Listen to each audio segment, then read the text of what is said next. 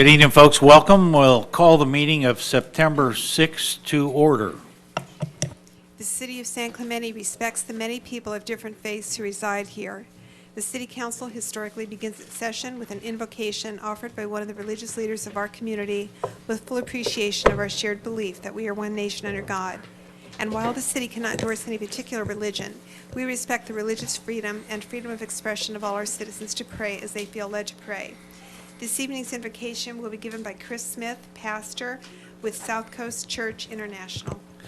Actually, I'm Chris Smith's twin, shorter twin. I'm Holland Davis with Calvary Chapel, San Clemente. He regrets not being able to be here tonight. He was with the school, a lot of school responsibilities. So I want to read a scripture out of Deuteronomy. It says, "The Lord will command the blessing on you in your storehouses and in all to which you set your hand, and he will bless you in the land which the Lord your God is giving you."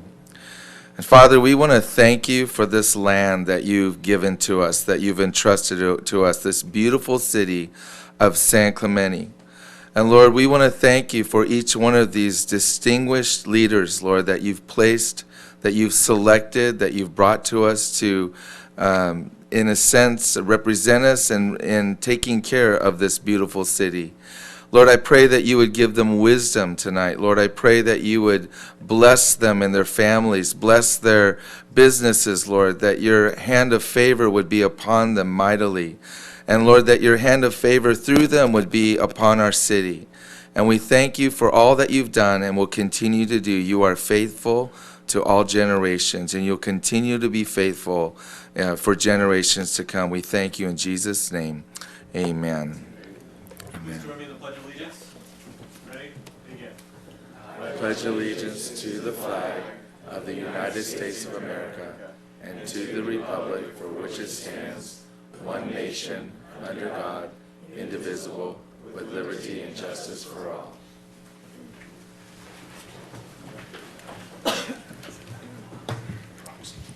Councilmember Brown. Here. Councilmember Donchak. Councilmember Ham. Here. Mayor Pro Tem Ward. Here. Mayor Baker. Here. First item on the agenda is a presentation by Patrick Tennant, Manager of Mitigation and Restoration of Southern California Edison, concerning the Wheeler North Reef project.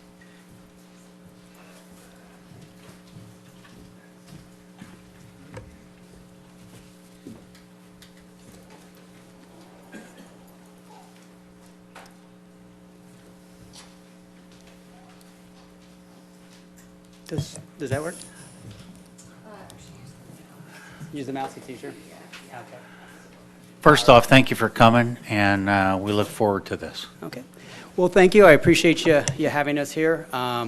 It's been a long adventure with this, and it's been a while since we've been here, so we thank you for having us come back.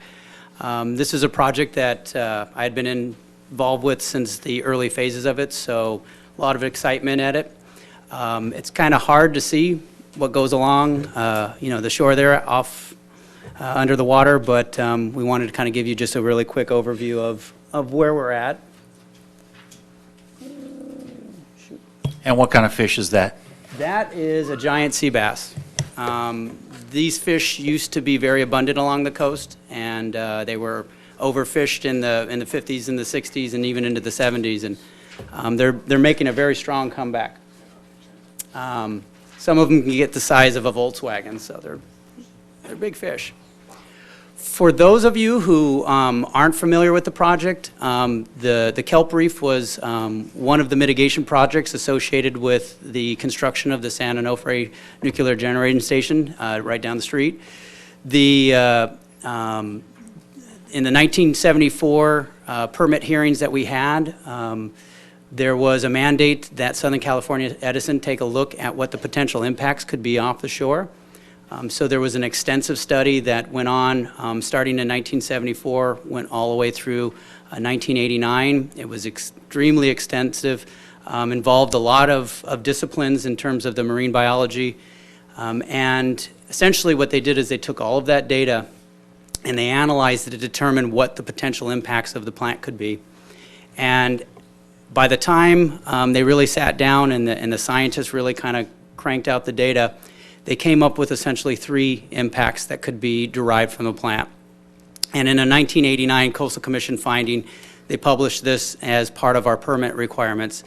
The first one had to do with the adult fish being impacted by the intakes. That was actually fish being pulled into the system and being pinned up against screens on the inside of the plant. The plant employed several devices to minimize that, and there was an overall about a 97% reduction in what we could have impacted on adult fish. So that one was kind of dealt with procedures within the plant as well as structures developed during the construction. The second impact had to do with fish eggs and larvae. At that small of a size, it's really hard to filter them out. So we were required to build a reef, a wetlands, 150-acre wetlands down south of here. The third impact had to do with turbid water being redirected by the plant. And I'll show you a diagram of that. But essentially, the turbid water was flowing over a kelp bed called the San Onofre kelp bed, and it was determined that it would have impacts to that kelp bed. And so that kind of brought about the project that we're going to be talking about today. The 1997 Coastal Commission permit basically solidified all of the plans to move forward and how the Southern California Edison would mitigate for these things. As I mentioned, the implant type stuff, they were done during construction. Those were all complete. The 150-acre tidal wetland, if anyone's been down by the Del Mar racetrack, as you're driving down south on the freeway, if you look to the left, look to the right, that was 150 acres of area that we converted from an old airfield into a wetland for essentially fish habitat. And then the last was the 150 acres of reef that was required to mitigate for that San Onofre kelp bed. And in 2008, we constructed a total of 174 acres, and we've been monitoring it ever since. When I talked about the turbid water being redistributed, essentially the way this happens is we have intakes that are very close to shore. Close to shore, you get a lot of turbulence because of the wave action, and you get a lot of stirring of the sediment and the sand. Our discharge is much further out, and it was designed by some Caltech scientists to basically minimize the impacts of thermal discharge or heat from the station. So what you have is you have near shore water being collected by our intake and then being distributed out of these pipes. What that means is you'll see kind of the sandy, silty water close to shore, but in relation to the very clear water that's in the greater depths of about 5,000 to 8,000 feet offshore, you can see this kind of plume that trails over. You can kind of see, oh, it's not very bright. You can kind of see the San Onofre kelp bed that's there in the picture, and this kind of silt trailing over it. The belief was that that would kind of create a shadow effect, so there would be an impact to how the kelp would grow and potentially some of the fish species on there. And out of that came the discussions of how do you mitigate for that, and it was designed, or basically decided that we would design a 150-acre coastal reef project where we would construct that offshore to compensate for that. I have some pictures later on if those don't remember, but it was a very quick process. Once we got all the permitting and all the science under our belts, we brought over rocks from Catalina and we dropped them in the ocean, about 124,000 tons. We had some barges parked offshore for a while. You probably saw them from this very building. And very quickly, within a couple of years, we got immediate response from the kelp. The nearby kelp right there at San Mateo Point, you can kind of see that point of land that comes out there, was a good genesis for spores that landed on the reef and grew very quickly. Part of the permit was that Southern California Edison had to meet specific performance requirements that were outlined in our permit. The Coastal Commission has a scientific advisory panel that operates independently and advises them. And they hired contracting, basically, from UC Santa Barbara, a number of scientists that go out and they monitor the reef. And on an annual basis, they assess it for 11 relative standards and 4 absolute standards. The relative standards are based on how the reef is performing to 2 reference reefs outside of the San Onofre area. And essentially, in order for Southern California Edison to comply with those relative standards, we have to be roughly equal to those 2 reference sites. So there are times when we may miss a standard, but if everybody else was missing it too, then we still get credit for it. The 4 absolute standards are exactly as they sound. There's a numerical number, and we have to meet that. And there's no wavering on that. The compliance period for this reef was established as the operating period.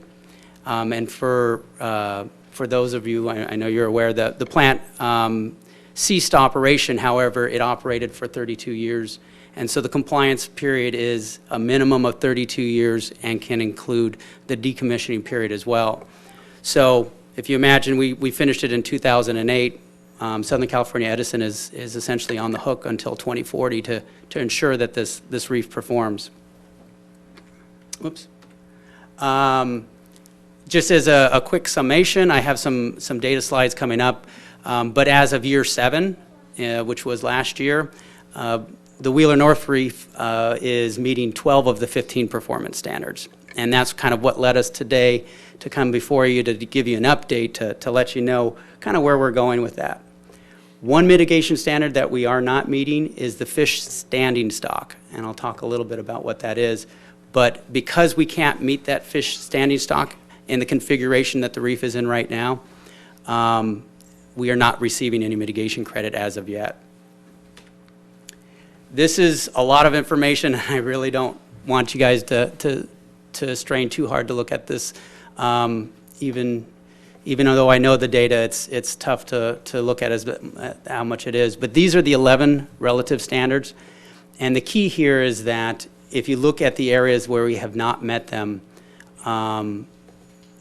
they are associated with different phases of the reef. They're associated with different aspects of the reef. And again, because we're compared against the other reefs, in all these years, even though some of these were not quite met, the other reefs weren't performing the same as well. So from a relative standard, we're actually doing very well on the reef, and the reef is meeting all of the relative standards. So there are obviously years, the algae species richness, where we fluctuate. If you imagine the reef is kind of like a forest, when the forest canopy is thick, the really short plants don't grow real well. That's exactly the way the reef is when we have really booming canopy years where you can see the kelp coming all the way to the surface. Some of the smaller algae don't grow as well. So that's where you'll start getting some of these conditions that don't meet because they kind of conflict with each other. Overall, when you look at the performance of the reef, we've met all of the relative standards in relation to the other reefs for the entire 7-year period.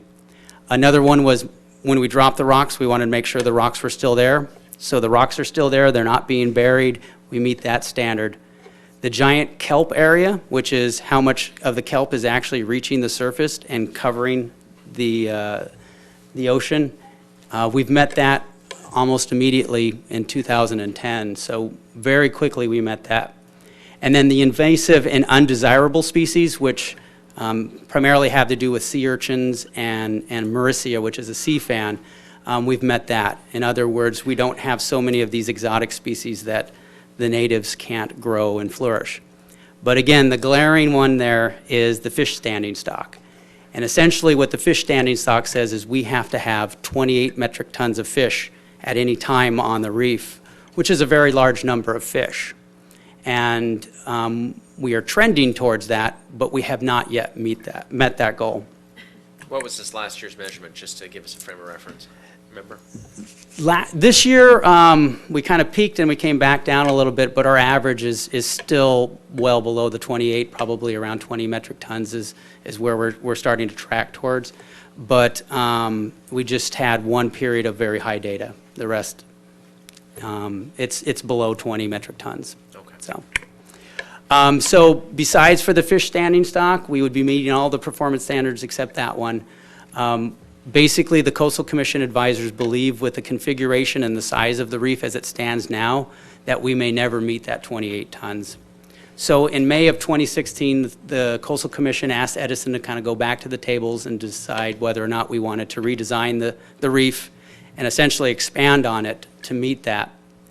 We responded in July that, we have 10 years to kind of assess this, and we're only in year 7.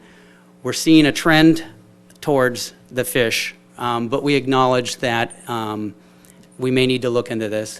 We think it's premature at this point, but we have committed to developing a 4-year schedule where we'll be looking at expanding the reef as much as 100 acres. And we'll meet with the Coastal Commission scientist after we develop kind of our preliminary plan this quarter to discuss how we move forward. Where would that expansion be, the 100-acre expansion? So the 100-acre expansion, basically what we would go is we'd look at our existing lease with the State Lands Commission and probably kind of do like a halo effect around it and just kind of expand the edges out. So it would still roughly be within the confines of the San Clemente Pier moving up towards San Mateo. But it would all be within this area. All right, any Any questions? other Okay, Very good. Well, Thank thank you you. very much for the update. okay. That just means the boats are too efficient, they're taking all the fish out, isn't that what, we're fishermen are too good here in San Clemente? It could be. We have some very good fishermen here, so.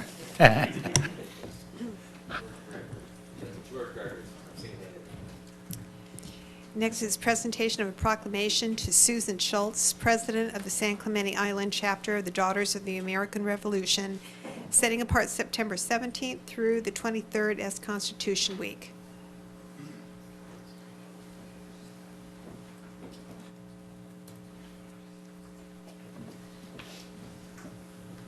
Susan, how are you? Good, I'm thank going to you. read this, and then I'm going to ask you to say a couple words, okay? Okay, great, All thank right. you. Whereas September 17, 2016 marks the 228th anniversary of the drafting of the Constitution of the United States of America by the Constitutional Convention, it's important that all citizens fully understand the provisions, principles, and meaning of the Constitution so they can support, preserve, and defend it against encroachment, and it's fitting and proper to accord official recognition to this magnificent document and its memorable anniversary. A copy of it is on the back wall right behind City Council here.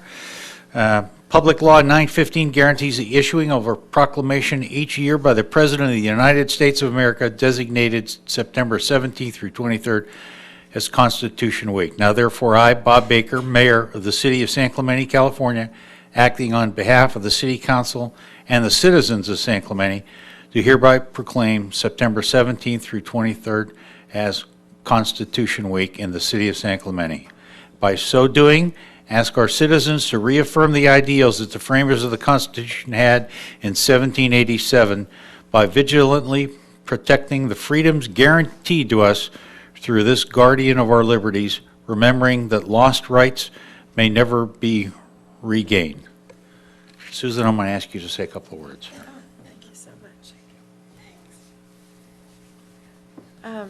Just maybe a little background. It was in 1955 that the Daughters of the American Revolution petitioned Congress to set aside that week for the annual observance of Constitution Week, and the resolution was signed into law August 2nd, 1956 by President Eisenhower.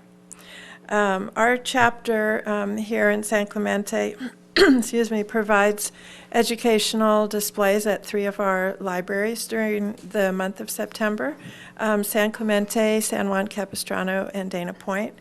And on Saturday, September 17th, we gather at Mission San Juan Capistrano and ring the bells at exactly 1 o'clock, which is when the Constitution was signed. This is actually a nationwide event called Bells Across America, and the bells all ring at 1 o'clock, and you're all encouraged to come and join us Saturday, September 17th. And thank you for the proclamation. Thanks. And I hope you'll come. Okay, thank you. Okay, thank you.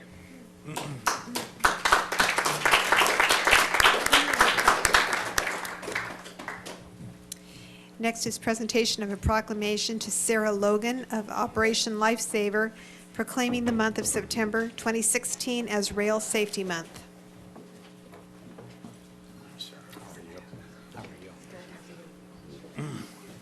We're fortunate here in the city of San Clemente to have a very good rail safety program, and I want to read this proclamation. It's got some important words in here.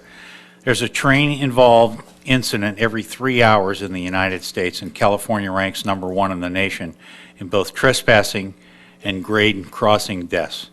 Last year in California, there were a total of 148 highway grade crossing incidents, including 98 trespasser fatalities and 32 highway rail crossing fatalities, all of which could have been avoided if trespassers and drivers were obeying the laws. There are more than 10,000 highway rail grade crossings located within 52 counties and more than 400 cities in California, and Union Pacific Railroad, other freight operations, and Amtrak passenger operations run through San Clemente.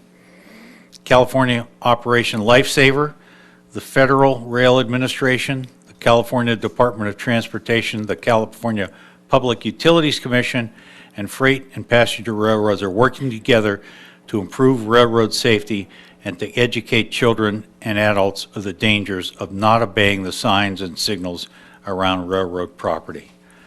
Railroad operators, motor vehicle operators, and pedestrians will benefit from a combined effort by local, state, and federal government, industry, and citizen efforts to promote safety around railroad tracks and crossings and reduce the likelihood of train-related incidents.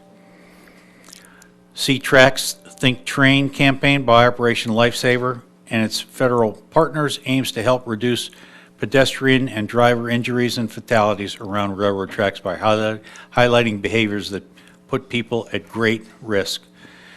California Operation Lifesaver supports the C-Tracks Think Train effort by conducting on-the-ground law enforcement training, safety presentations, and public awareness activities to help reduce train-related incidents.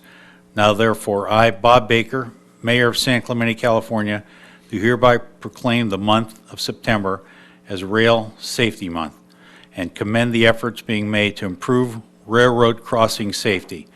We urge the public to be cautious and safe around railroad tracks and property, and to remember, see tracks, think train. Thank you very much, and say a few words about our crossing. Thank you. So, San Clemente now has the AWS system. We were out on the 25th of June down at the pier sharing, telling people how to be safe around the railroad tracks, that they wouldn't be hearing the horns anymore. And everybody, we also showed them that the banners were up and just shared to be safe around the railroad tracks, and asked everybody to go out and tell 5 people, and those 5 people tell 5 more.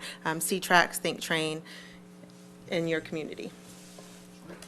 Thank you. And Sarah, it's important to go ahead, Laura. Were you going to say something? Sarah, that the FRA would have steered you our direction as the audible warning system was being put in place was great. What would we need to do if we wanted to have another May event with Operation Lifesaver in our city next year? San Clemente has been wonderful, and I look forward to continuing this partnership. We're using this as a template for some of the other cities for things that we have done in the city of San Clemente this year, and are spreading it to even the inland cities as well, to make sure that, just to get the awareness out to see tracks, think train, and be safe around the railroad tracks. It's amazing how many people are unaware of how to be safe. So could we apply as a city to have a program next year? Just Maybe? let me know and I will be here. Oh, I love that attitude. Okay, thank you. Yes, no, thank you very much. You guys have been very proactive, and a lot of cities, we have to go in and be reactive, and you guys have been very proactive at getting the message out. So, thank you. Well, we've been working towards the quiet zone for some time, and I'd like to just remind everybody that when they do hear a horn, that's because it's a safety-related issue, and the engineer has seen something that has caused him to sound the horn to try and make whoever he sees more safe and make sure they understand that he's not stopping, or he's not going to be able to stop. able to do that. Yeah, thank you. Thank you very much. Thanks. Members of the audience who wish to address council on matters that are within the jurisdiction of the City of San Clemente but not separately listed on the agenda may do so during the oral communications portion of the meeting. A total time limitation of 30 minutes is allocated for oral communications part 1, with each speaker being allotted 3 minutes in which to give his or her presentation. And we have some cards.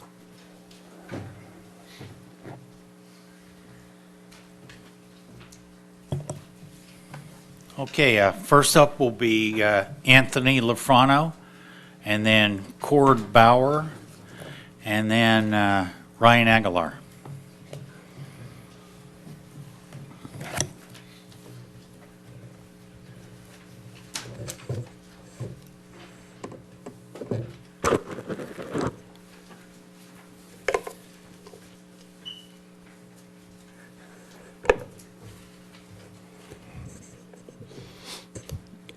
First of all, I'd like to say thank you to Mr. Brown. I saw you at the Sober Living Summit that was hosted by Mr. Isa. I thought you did a terrific job.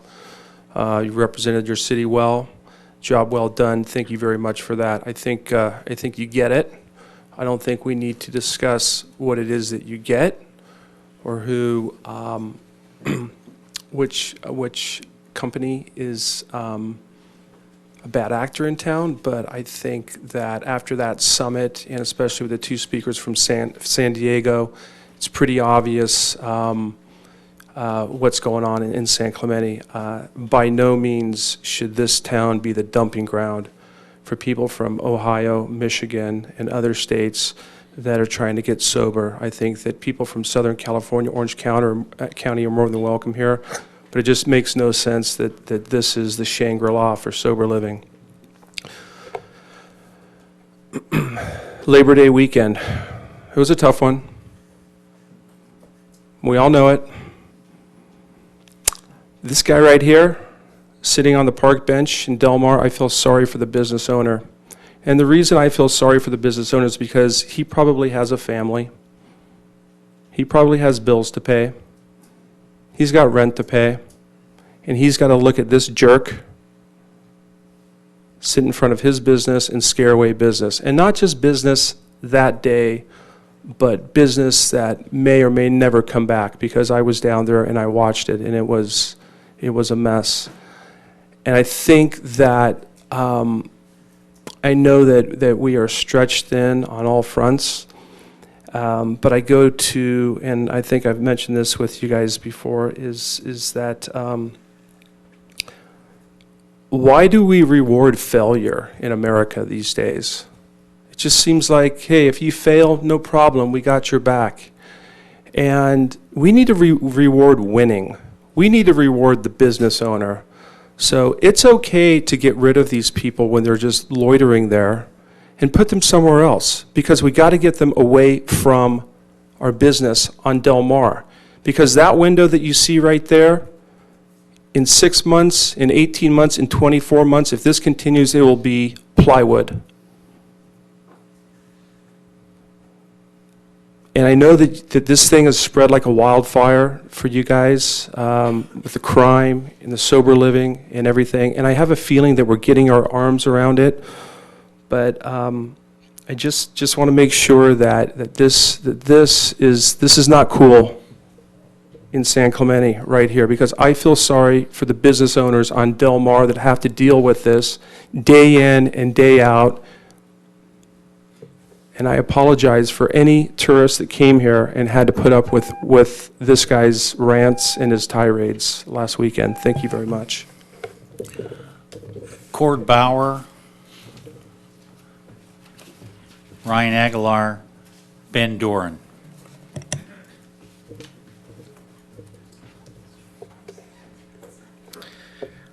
Hi. 66,000 San Clemente residents, 100,000 in the summer, 2 million visitors plus in our city each year, and 43 deputies. One of those visitors shot up T Street right in front of the mayor's house. Another set of visitors burglarized a home next to my friend's house while she was home alone. It makes me extremely uneasy to think what would have happened if they had gone one door over. The deputies said the theft ring is from LA and has been making its way south for over a year. Did our city know they were coming, and did they plan? The deputies also said the burglaries are up over 50% this year. I don't know if they're right, but my friend's gated neighborhood has been hit 6 times since April. 4 shootings, 38 burglaries in the last 30 days. And the state of California is not helping.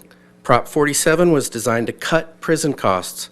What it's done is caused a spike in crime and drugs all over the state. California is saving money on prisons while making all of us pay for it with increased crime, violence, theft, and rape. But isn't our city doing the same thing? We had the same number of deputies decades ago. Gang violence is at 1980s levels, and aggressive transients are everywhere. The shooting at Rite Aid this weekend could have hit a kid getting ice cream. I spent my Labor Day, at least part of it, going over the annual budget. I felt like a fresh set of eyes might bring a new idea, and I think I found a problem. Page 77 of the budget under contractual services is where we pay our sheriffs. The city managers have kept this line item year over year to a 0%, even though the sheriff costs have gone up. And that's the problem.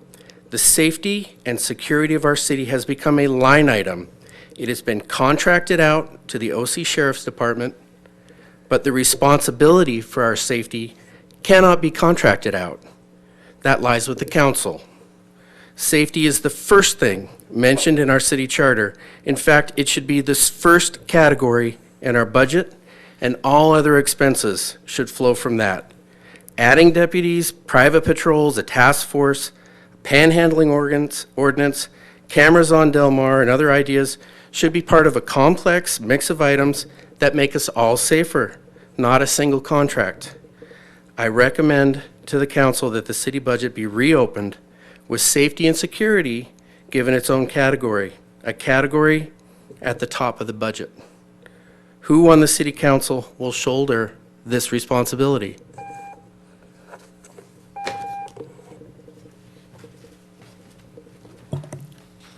Ryan Aguilar, Ben Doran, Karen Ahola. Good evening.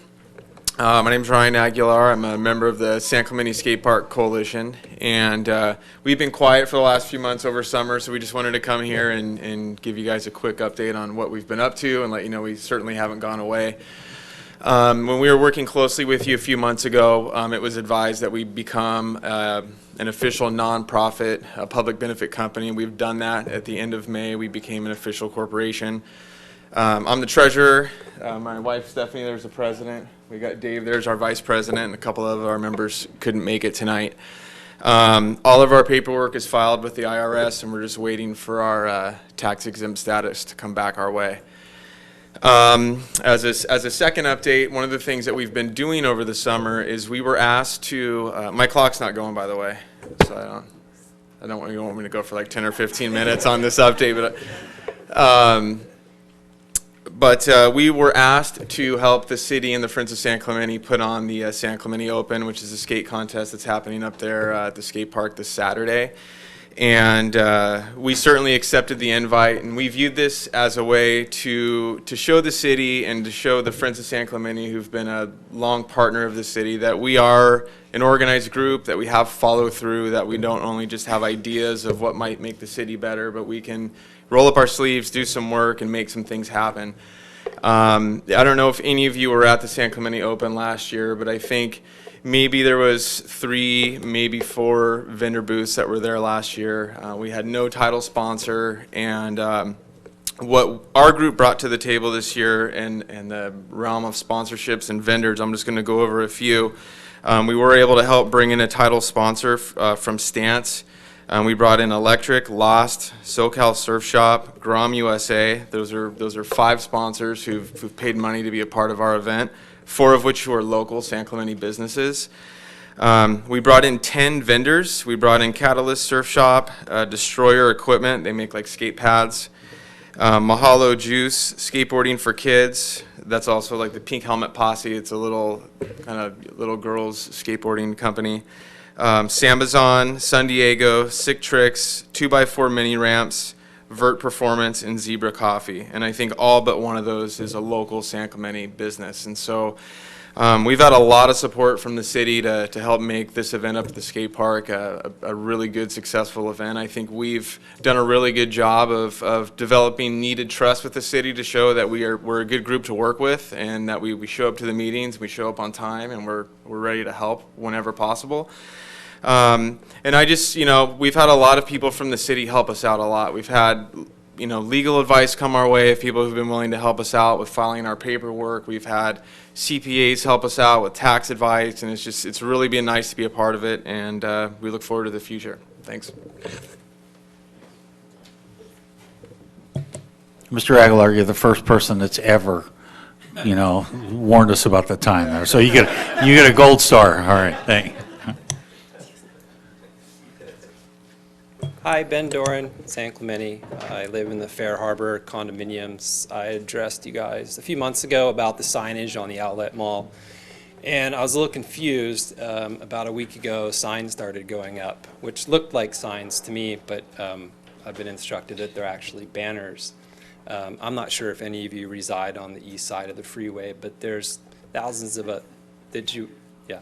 So I guess And the rest of us have been there. I mean, we've Well, I guess I'm confused. I don't really know a lot about politics, but we woke up one morning and saw a big Nike logo and a Starbucks logo, and we saw a big Converse logo right outside our window. We understand that there's going to be growth in communities, and we accepted that our view was going to be hindered when the mall was built. But now that we have these signs, it's like, it's kind of depressing to wake up and look at that. It's like you wouldn't want to see that McDonald's logo at the end of the pier. So I guess I'm taking a stand in a sense where I want to voice an opinion from the community, because I don't know that we have a voice necessarily that's being heard. And I don't really know where to get the information, and I don't know if this is the right place to start.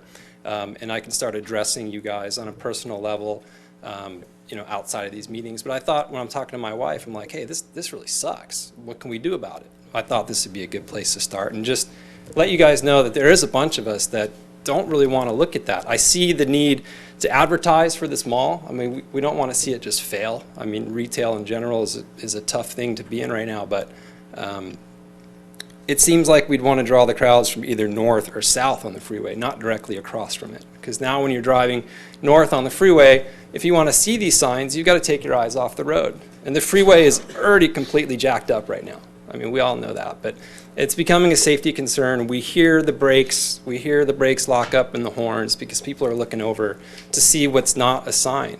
It's not a sign, they say it's a banner.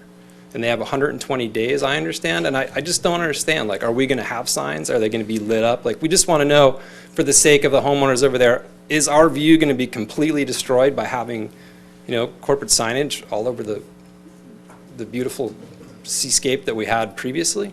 So we just want to know where to get some answers, and this is kind of my start.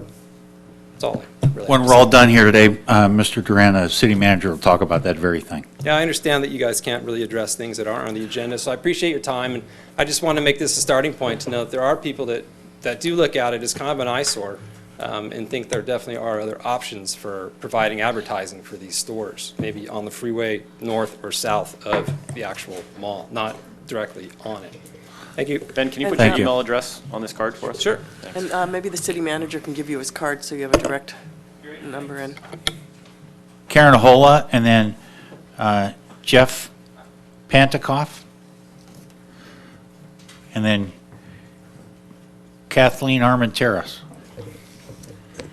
Good evening. My name is Karen Ahola, and I'm a 22-year resident of San Clemente. I'm actually here to express my concern about the signs. I didn't know that this gentleman was going to be here also. I'm here because 10 years ago it was an extremely sensitive issue, and it was also a very litigious issue. And only one council member is still here today who sat at that time. And back then there were deep emotional concerns that the signage wasn't reflective of the image of San Clemente. And Councilman Donchak, you agreed, you referred to it as I think, a laundry line of signage that was visual clutter, there was a potential traffic hazard. And it turns out you were right, because so many communities like ours across the country have done away with signage, as we finally have along the freeway, because affluent communities like ours are realizing that it cheapens a community, and it really is usually not symbiotic to a community that has a heritage and a history and a beautiful aesthetic to value and to keep. There's a lot at stake when that goes. So I wanted to express my concerns because I also saw these signs go up, and I was very surprised. I spoke with the planning staff, and they explained that they are temporary banners.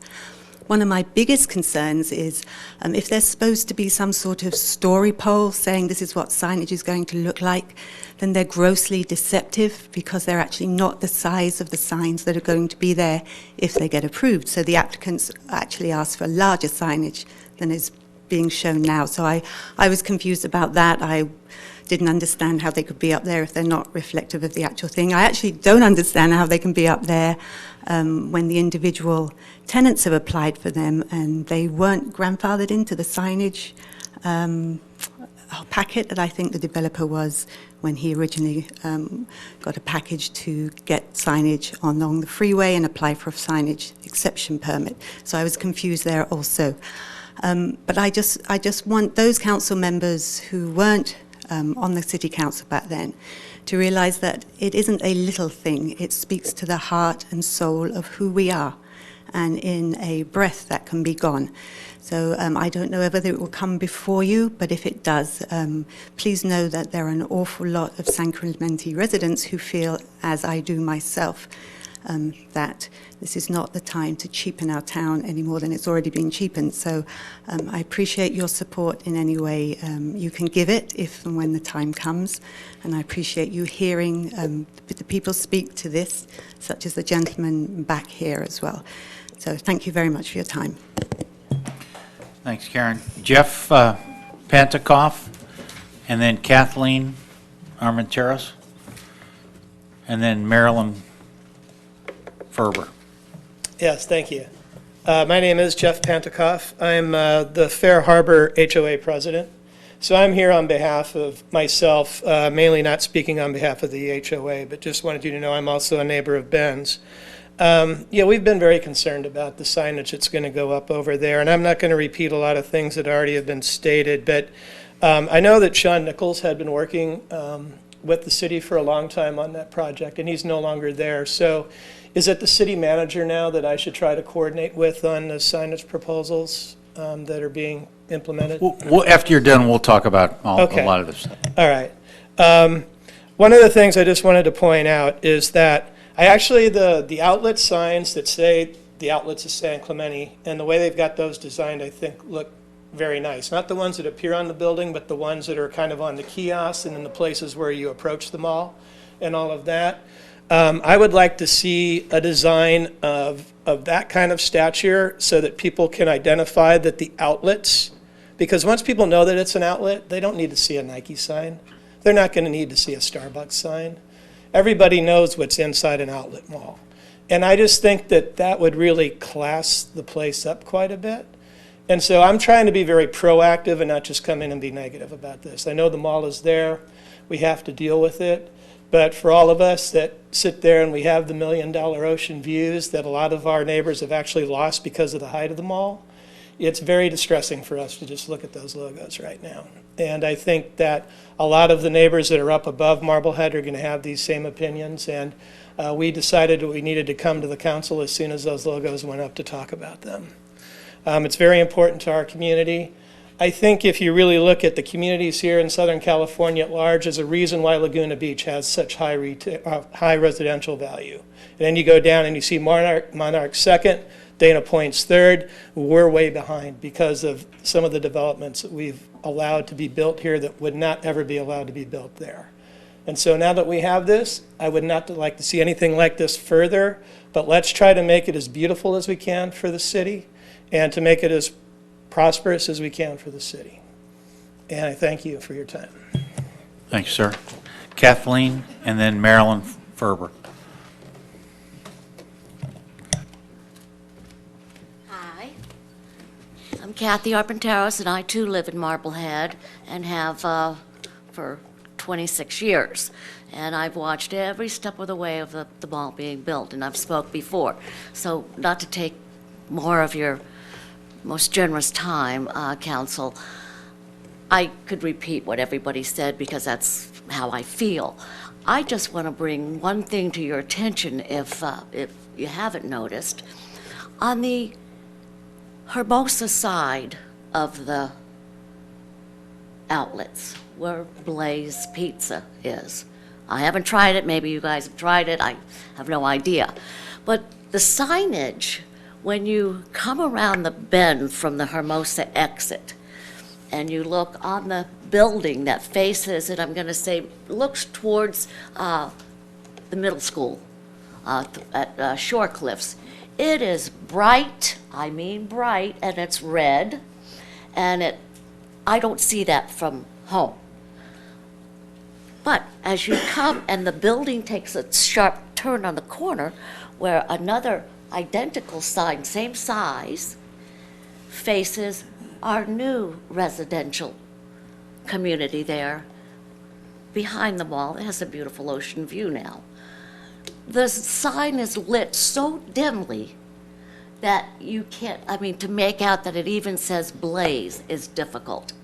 And I would like to ask the council to let the citizens know, was this a special condition that was given to the residents that were purchasing on that side of the mall, not to be able to see these bright signs? Has anybody here, council, happened to notice that particular We'll answer the signage? questions when you're done, ma'am. Okay, all right. Okay. Having said that, Mayor, thank you very much. Okay.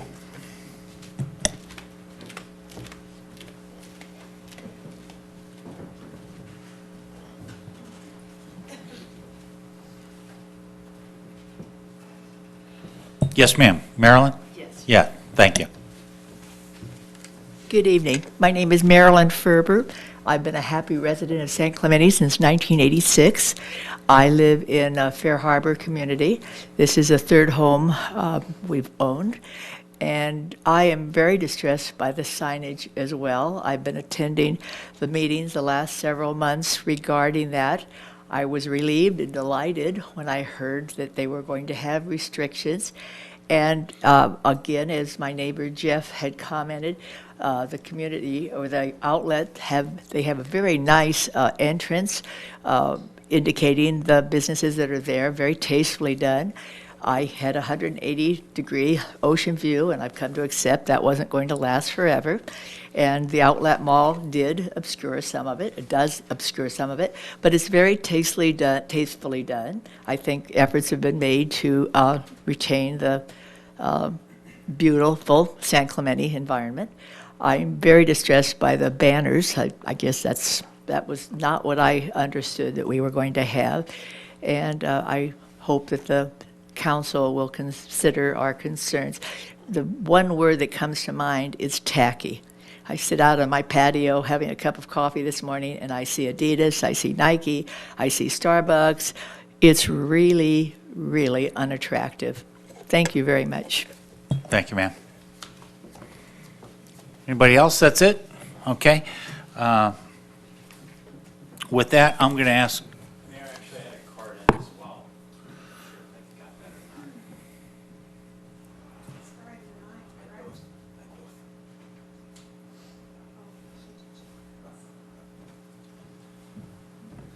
All right, Mr. Bain. Yeah. Mayor, City Council, Dan Bain, San Clemente resident. Wanted to come up here and speak about the public safety issue. That's a huge concern of mine, and I hope it's a huge concern for the City Council.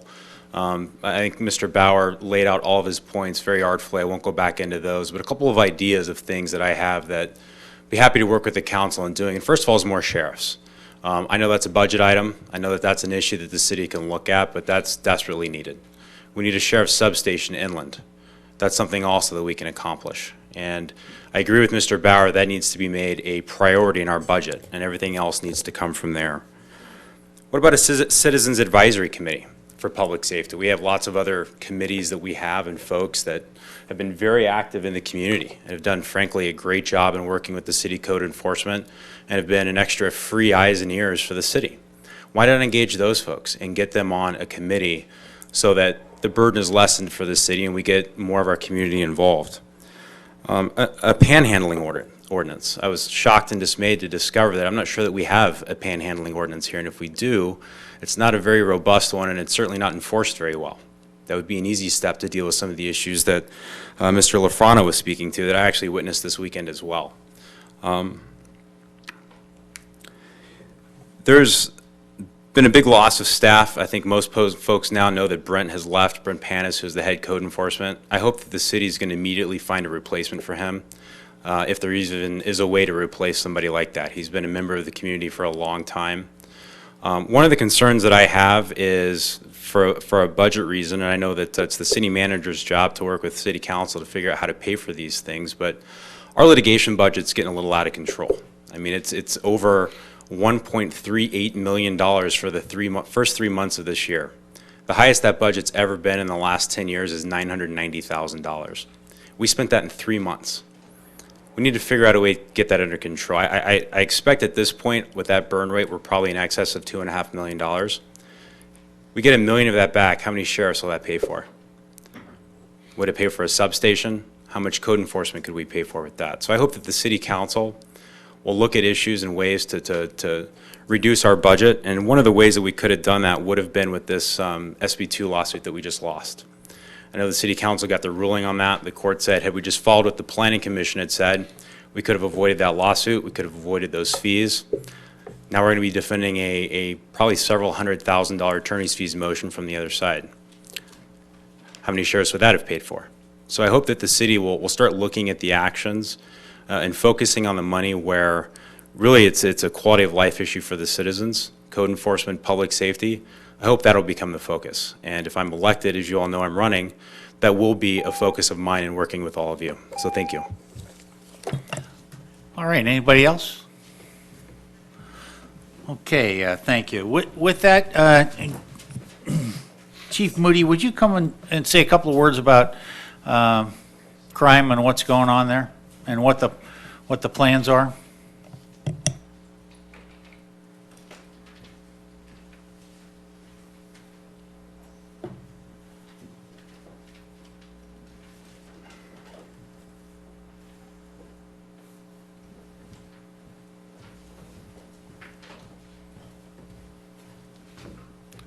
Mr. Mayor, Council, thank you for having me. Yeah, there's been a series of incidents that have happened over the course of a week or two in the city, some of them involving firearms. One of them was very close to your home recently, Mr. Mayor, and you're well aware of the circumstances of that. What we've done is, when I came here 2.5 years ago, I realized that a lot of what we were having to deal with was reactionary. A lot of the things that we had in terms of calls for service were, in comparison to other cities, and we've talked about this in the past, were very high in terms of deputies and investigations, calls for service, and cases that they have to investigate. So more recently, and this has been something in the works for quite a while, but more recently we decided to form a team, even though it's going to take some resources from other parts of our department. But we're going to form a team. It's going to be called TRIP. It's going to be rolled out September 30th. And it stands for Targeting, Reduction, Investigation, and Prevention. And this team's going to be a proactive team, full-time, and it's going to be formulated to be taking care of the nuisance problems, some of the homeless problems that we're seeing in the area.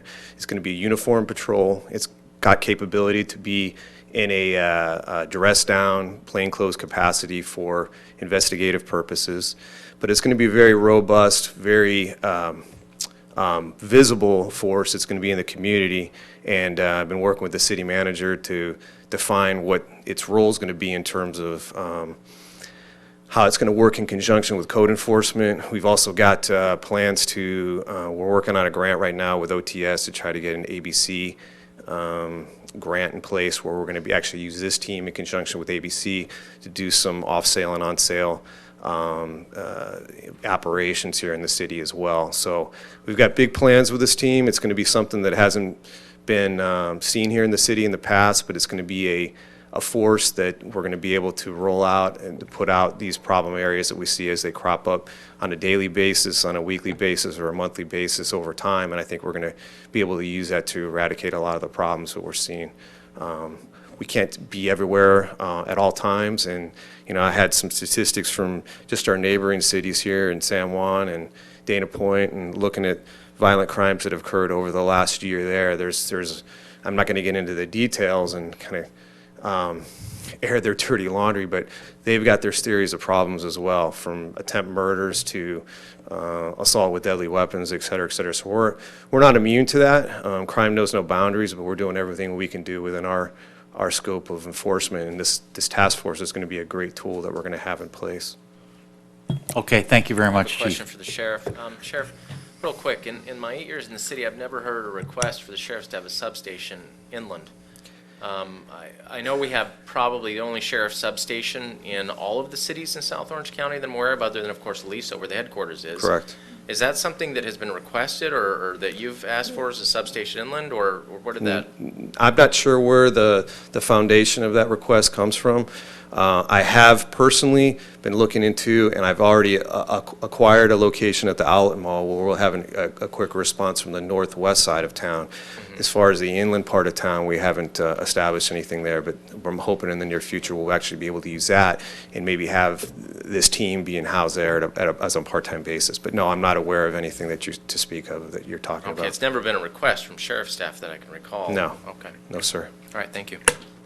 And how does this trip work with the matrix study? And how is it funded? I'm hearing about it for the first time, so it's not on the agenda, so I'm just curious. Sure.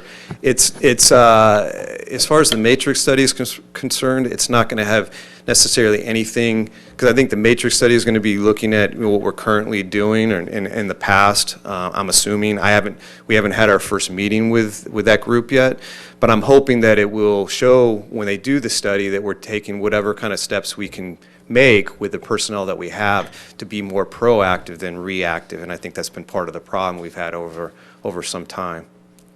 So your trip concept uses the existing budget and just moves talent around Absolutely. in a more strategic We're way? gonna be pulling from a couple other different resources, having collateral duties, and maybe finding a backup in some of those duties.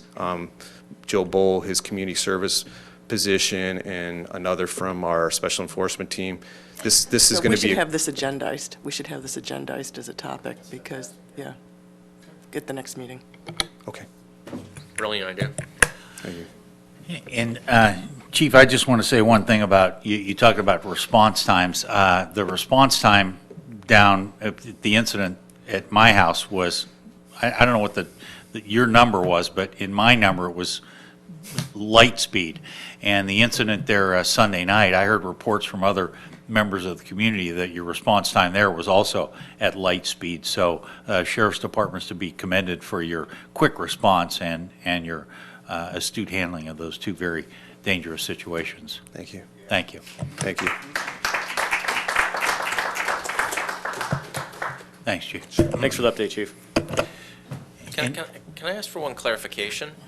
Our total annual budget for legal costs is around that amount. Is that an accurate figure of $1.38 million in the first quarter spent?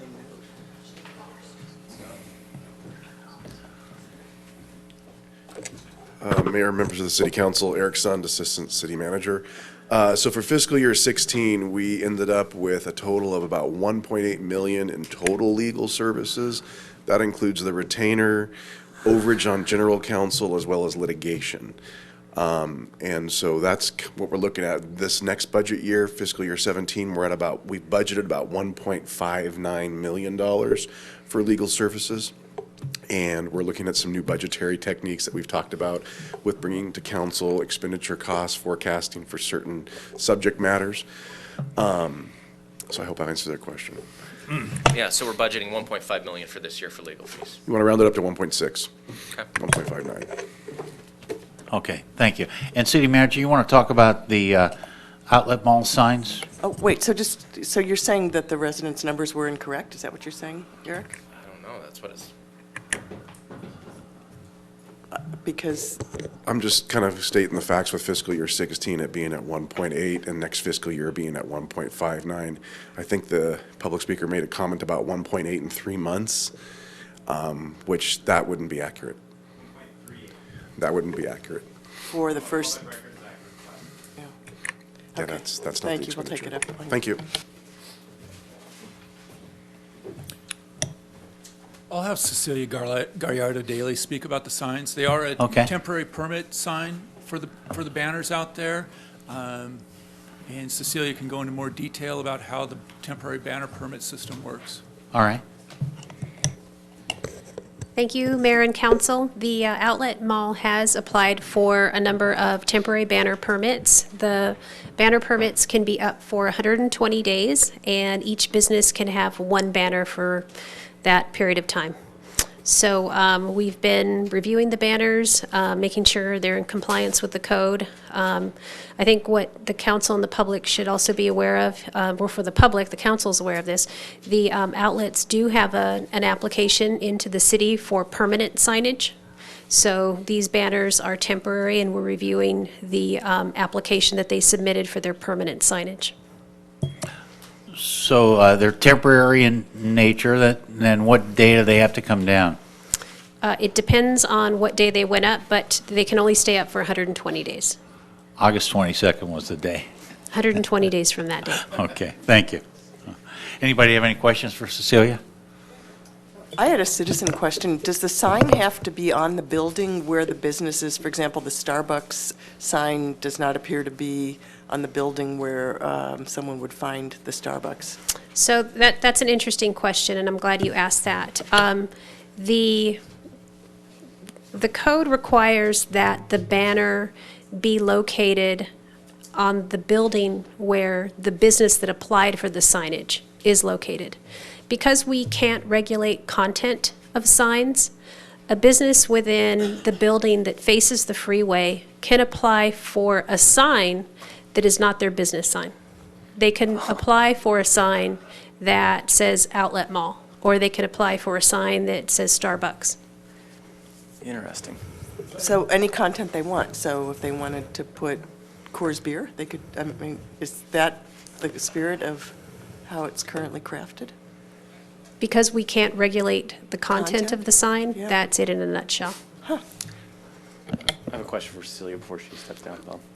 Or you might have been getting to the... I was getting to the okay. Yeah. Yeah, Cecilia, we had a question about the Blaze Pizza sign is very dim. Was that done in deference to the homes across the street? I don't know, I don't have the answer for that, but we can look into that and get back to the council and the member Okay. of the public who asked the question. All right, would you, ma'am, who asked the question, would you, Cecilia will give you one of her cards and stay in contact. She'll get you the answer to that question. Thank you very much. Okay, thanks, Cecilia. Thanks. Okay. Can we have a motion to waive reading in full of all resolutions? So move. Second. Motion by Donchak, second by Ward, all in favor? Aye. Any opposed? Passes unanimously. Closed session report, city attorney. Thanks. There was no reportable action taken in closed session. All items listed on the consent calendar are considered to be routine and will be enacted by one motion without discussion, unless council, staff, or the public request removal of an item for separate discussion and action. The public has requested the removal of items D and E. D, that's the Vietnam Memorial donation request, and E, the Shore Cliffs Mobile Home Park CC&Rs.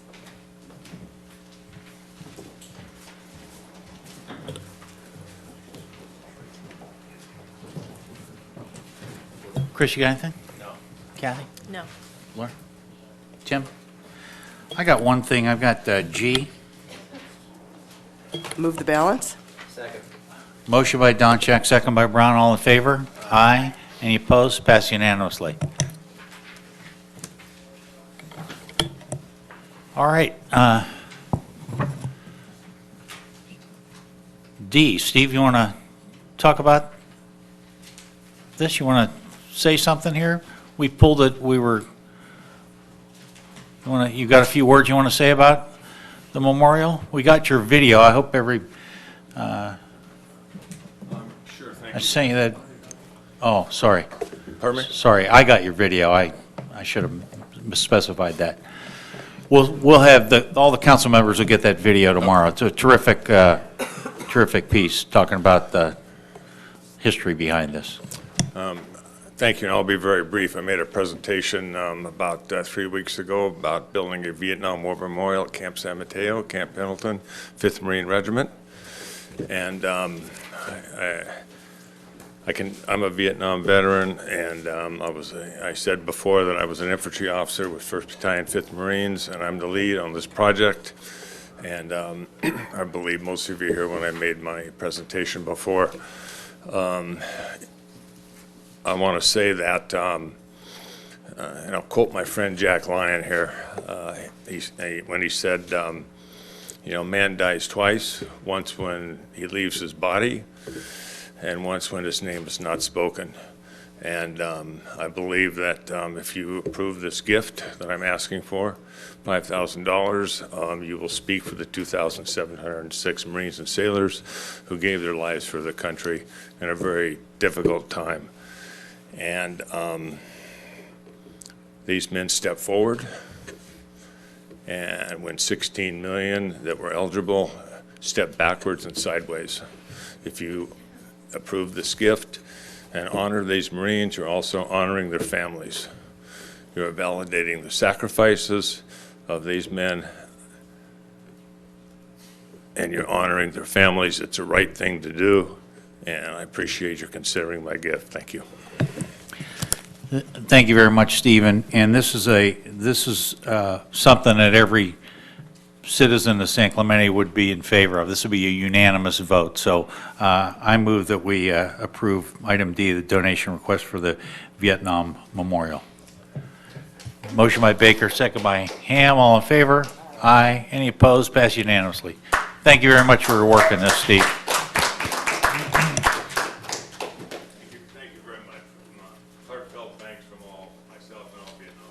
Well done.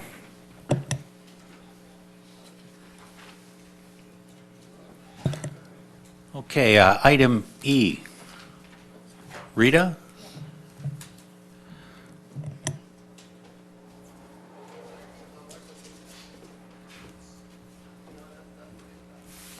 Good evening. My name is Rita DeForest, and I reside at Shorecliffs Terrace Mobile Home Park, and we are asking for an amendment to the CC&Rs to include a 10% restriction in rentals in the park. As you know, we've accepted from the city the 24 rebuilt lots, and of those lots, 18 have been sold. I don't know how many are in escrow, but 18, that's the number I was given.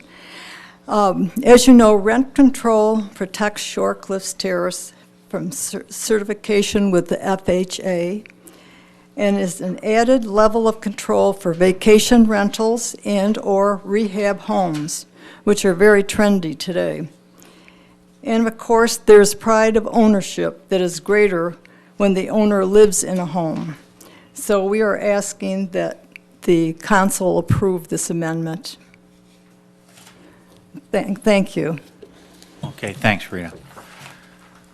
Any questions for? What's the current percentage allowed? The current percent now? Yeah.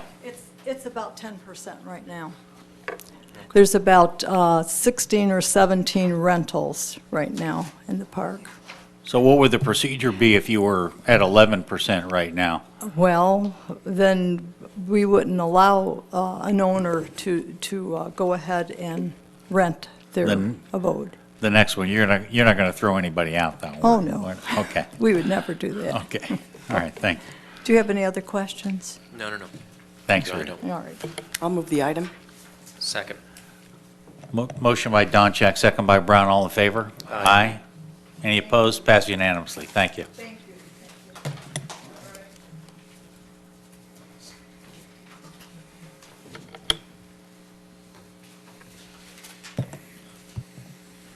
Okay, item G is our approval of the Orange County Transportation Authority grant for the San Clemente trolley. Now,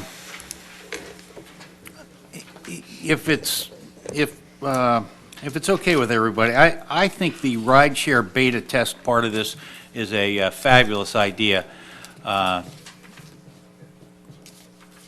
think it's a terrific idea, but I remain opposed to the trolley project part of this idea. Is there any way we can split that, Tom, or are these intertwined? Are they too intertwined? I believe they're two separate agreements, so yeah, they're not intertwined.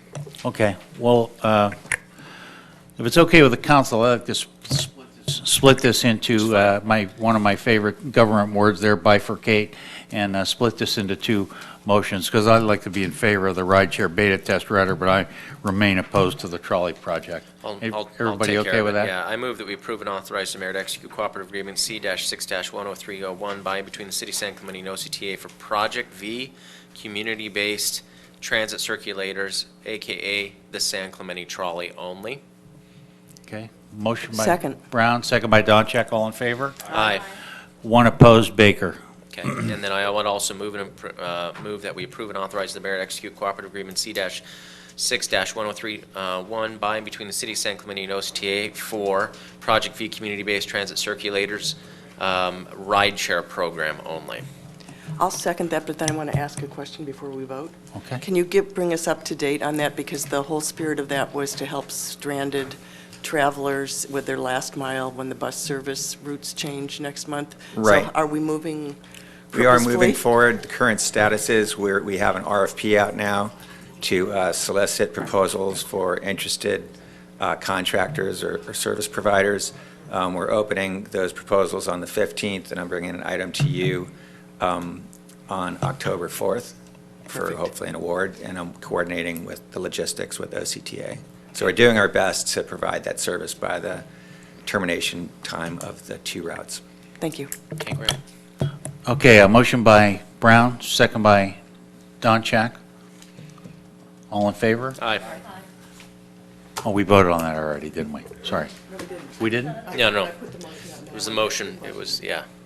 Okay, all in favor? Aye. Tom, All could you opposed? circulate- Nobody. Thank you. Sir, could you circulate a copy of the RFP? Absolutely, yeah. Thank you. Okay, thanks. Next Did I is- miss the attorney's report? He said there was none. None. Okay, so Next is report from the Public Works Director, City Engineer concerning the South Orange County Mobility Forum update and potential alternatives and considerations.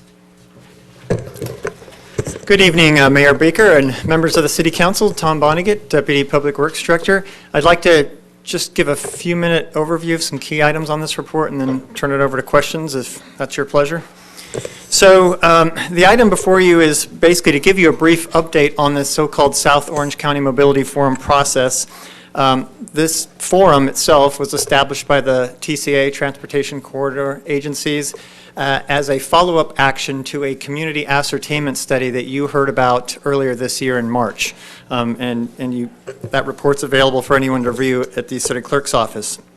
So my report provides more background. I won't go into detail of that, but we are now in this mobility forum process. The city is represented by Mayor Pro Tem Kathy Ward and Lori Doncheck, also serving in her role as chairperson of the Orange County Transportation Authority. In addition, I've attended those meetings as well as our city manager. There have been several meetings of this mobility forum since, say, spring or so, and one public workshop. Another public workshop is planned to be held here in San Clemente on October 5th at St. Andrews by the Sea Church, and more details will be forthcoming. So far in the process, the Mobility Forum group has been looking at a number of project alternatives, or termed project ideas, with the goal of improving mobility and decreasing congestion in the South Orange County region. And again, I've listed those current 15 project ideas in your staff report, and we can discuss those.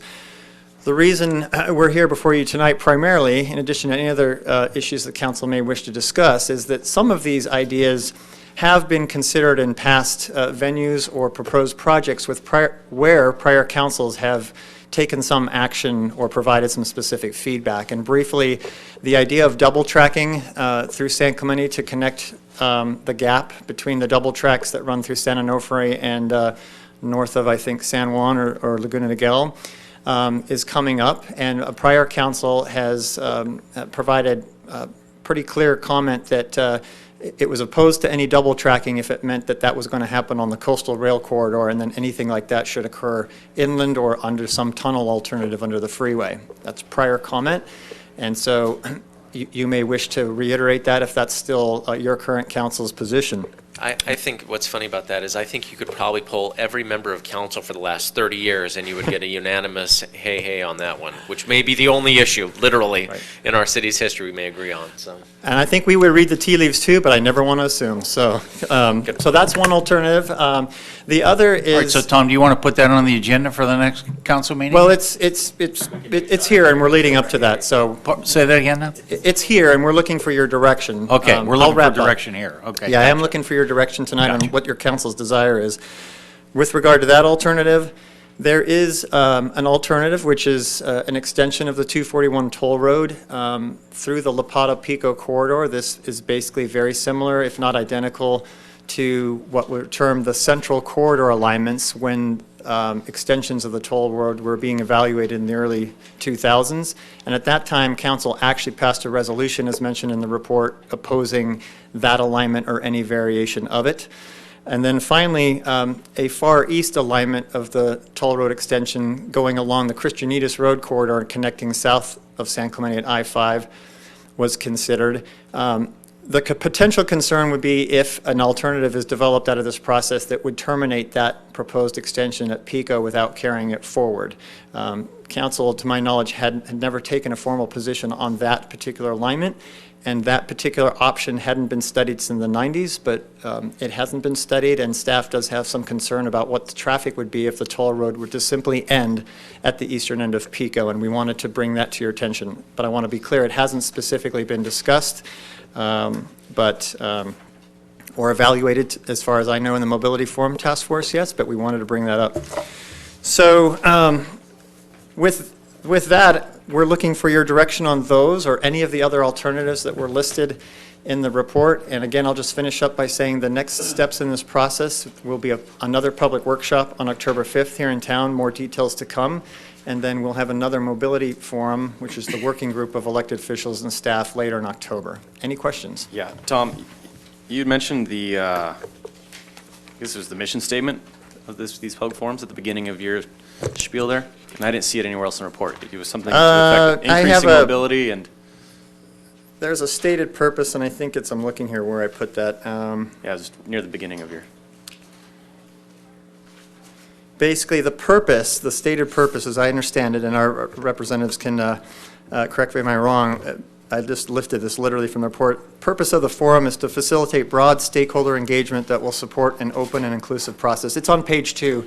No, you said something very different. There was something to the effect of the mission statement is designed, we're doing this to increase mobility and something. Oh, what you said here. Excuse me, the alternatives that are being considered have been developed through a series of brainstorming sessions, and the idea is that one or more alternatives or combinations are intended, the whole point of having these alternatives is to help address and either improve mobility, reduce congestion, reduce delay. That was it. Increase mobility and reduce congestion is what you said.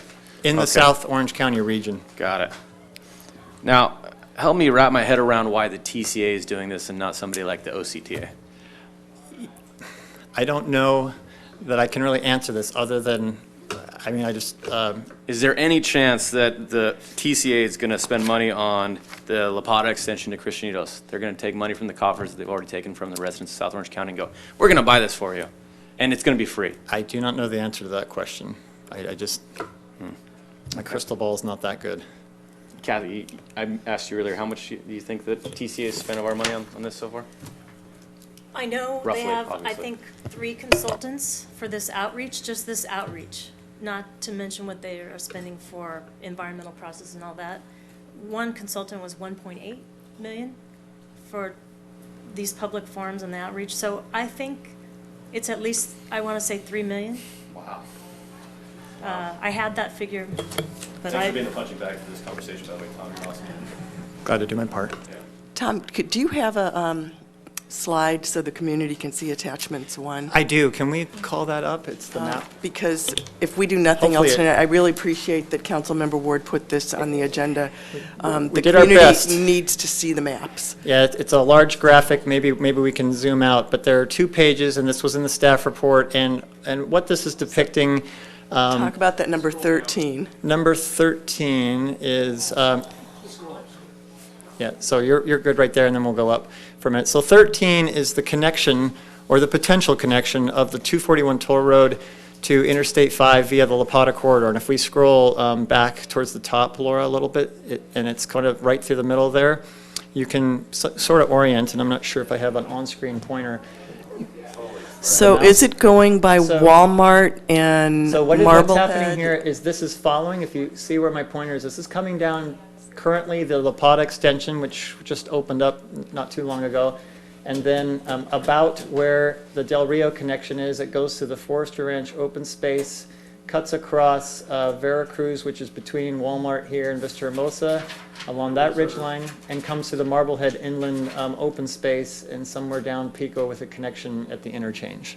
I'm sorry. And does it fly over the high school? Is that what happened? I don't know the specifics of how that connection would be, but it would be a significantly different interchange than what's being reconstructed now. I have a question.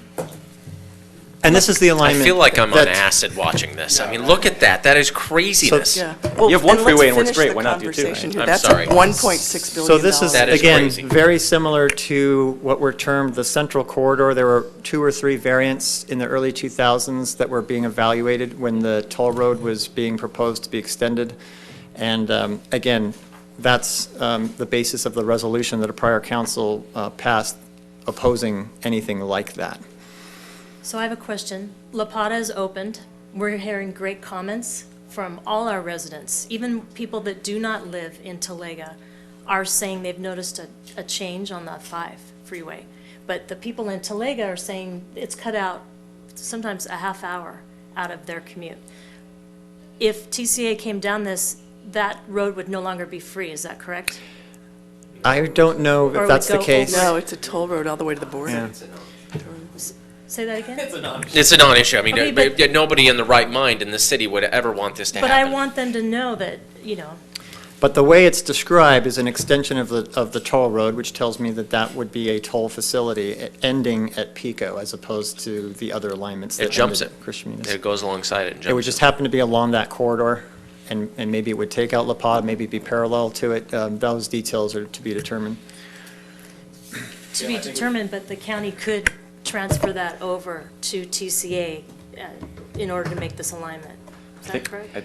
Sorry, this That may be a possibility, but we just haven't gotten that detail in the discussions yet. We found the issue to unify San Clemente. Well, this may be the only other issue where all the last 30 years of city council persons would say, no way. Yeah. So. Unbelievable. Well, anyway, I think that there's a few decision points, right? The double tracking component.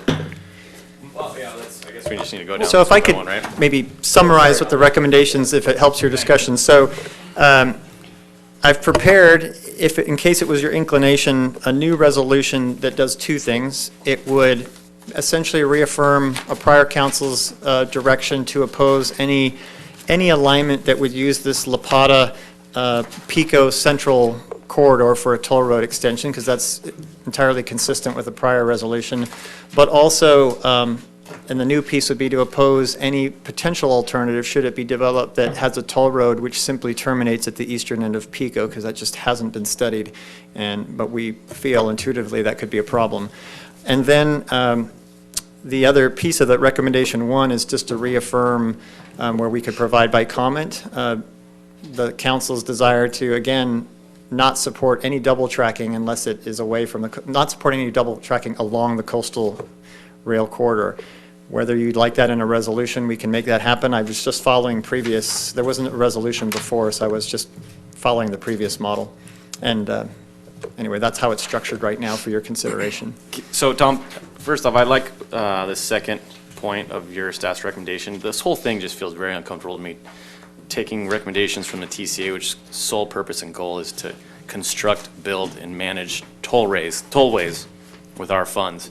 So I'm not exactly comfortable talking about this issue based just that it's them, but I think you took a good stab at number 2. Is there any way we can broaden that? Because it seems to me, and you kind of mentioned it just now, that you want to be more broad so that any possible ideas that come up with in the future, we're opposed to those as well.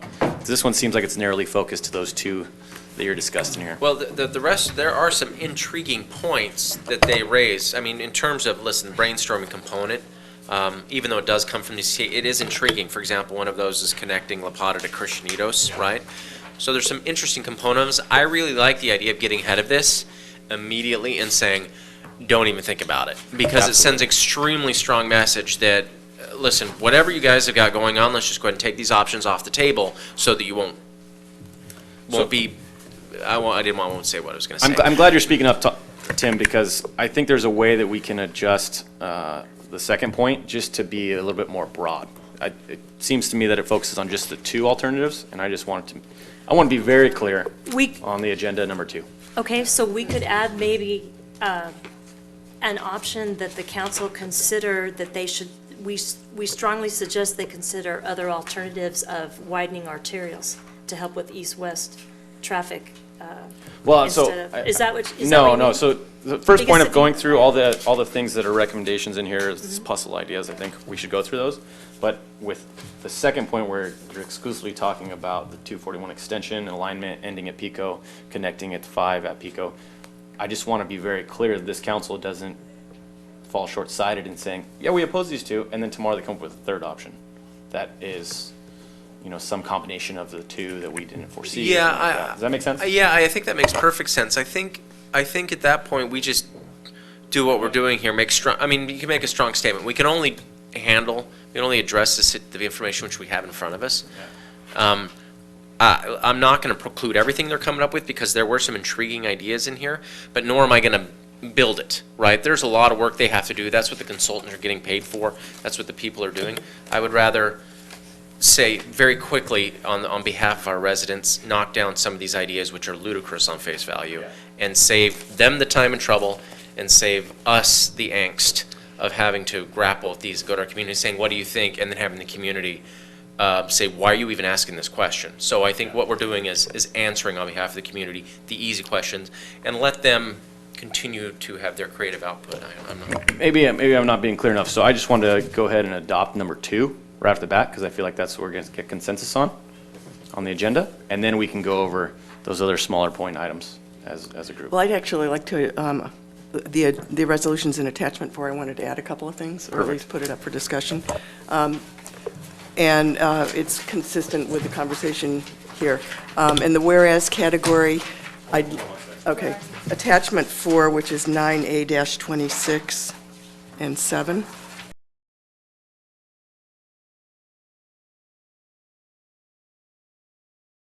To do so. So somewhere in here, I'd like to, this is the spirit, it may not be the right words, in the whereas category, whereas the La Plata extension opened in August 2016 and provides significant traffic relief in South County, whereas the I-5 widening project scheduled for completion in 2017 adds additional traffic relief in South County. I'm sorry, 2018. Thank you. In South County, and then in the therefore, council opposes, and then add something, council supports other ideas that may bring traffic relief without compromising the quality of life or something like that, but add that as the third point there. I'd be supportive of that. One thing I'd love to amend that with a little bit is maybe to say until the full capacity is reached on the, almost like, so whereas the council would support any other days, including relooking at the transportation situation after the I-5 widening, because right now, we have no idea. We have no idea. We have no idea what the outcome's going to be. I've already noticed the I-5 is a little freed up based on La Plata opening up, but we really don't know what the impacts are. Because that even with that Pico dip now that's gone on that other side, it's a smoother flow. So I wouldn't mind just supplementing your comment with something along the lines of allowing for the existing improvements to show efficacy or to indicate their efficacy before making any in a measurable way. Or, something like that.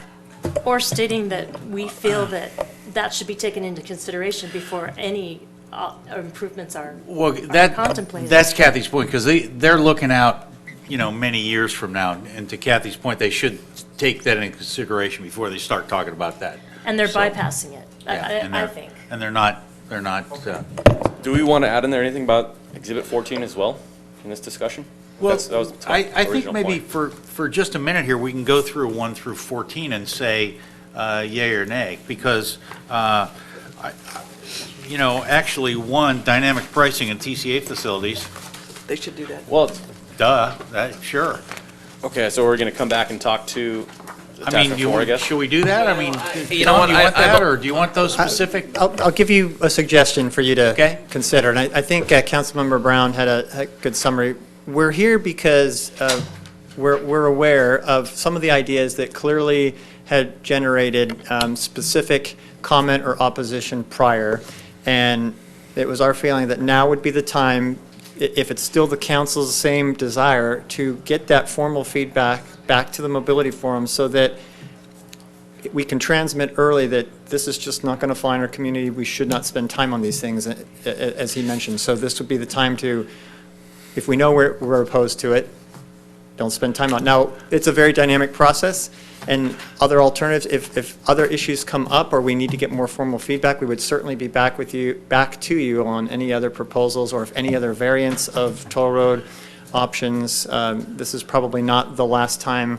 we'll be briefing you on this update and the purported benefits or disadvantages and costs of any various alternatives. But it was really a first advanced read. Does that? Tom, and I want to second exactly what you said in your first paragraph there, Tom. We don't want any part of this, so. And I don't want to water down the emphatic nature of those two resolutions and our opinions with opinions about everything else. Let's just focus on those two items, a big no, and just say, the rest of the stuff you're working on, we'll have opinions about those later, but we need to really address these with a strong statement, and let's not provide our opinions about other things that they, Well, and so that's exactly why we wanted to address Exhibit 14 as well with this resolution. Actually, It just is. to clarify. It's 1, 2, 3, 4, it's the fifth whereas. If that's what you mean, project idea 14? Yeah, but, so I wanted it more to be in a therefore section that we oppose it as well. Because right now it's just listed as it's an alternative, and so we're opposing it in section 1, but we're not Chris, opposing. I'm open to that, but I don't want to water down. These are like seismic, the idea of running the toll road down La Plata is so ridiculous on face value. I'd rather we hit these two hard and then maybe address that at a second point, maybe with a little bit more information. We've got a member of the public that wants to say a couple of words. I got a speaker card from him. Thank you, Mayor Baker. I was actually chomping at the bit, and we all can agree. This is a terrible idea. I mean, good Lord, for the CEQA impacts alone, open space, eminent domain, this has everything. No way that we as a city could support anything that terminates or cuts the city in half from the toll road. I mean, that is, so couldn't agree more, like the resolutions, looking at, the ideas about talking about the other issues. I mean, 13, that cuts through areas that I've lived, that cuts through open space. I mean, how many homes would have to be condemned for that to happen?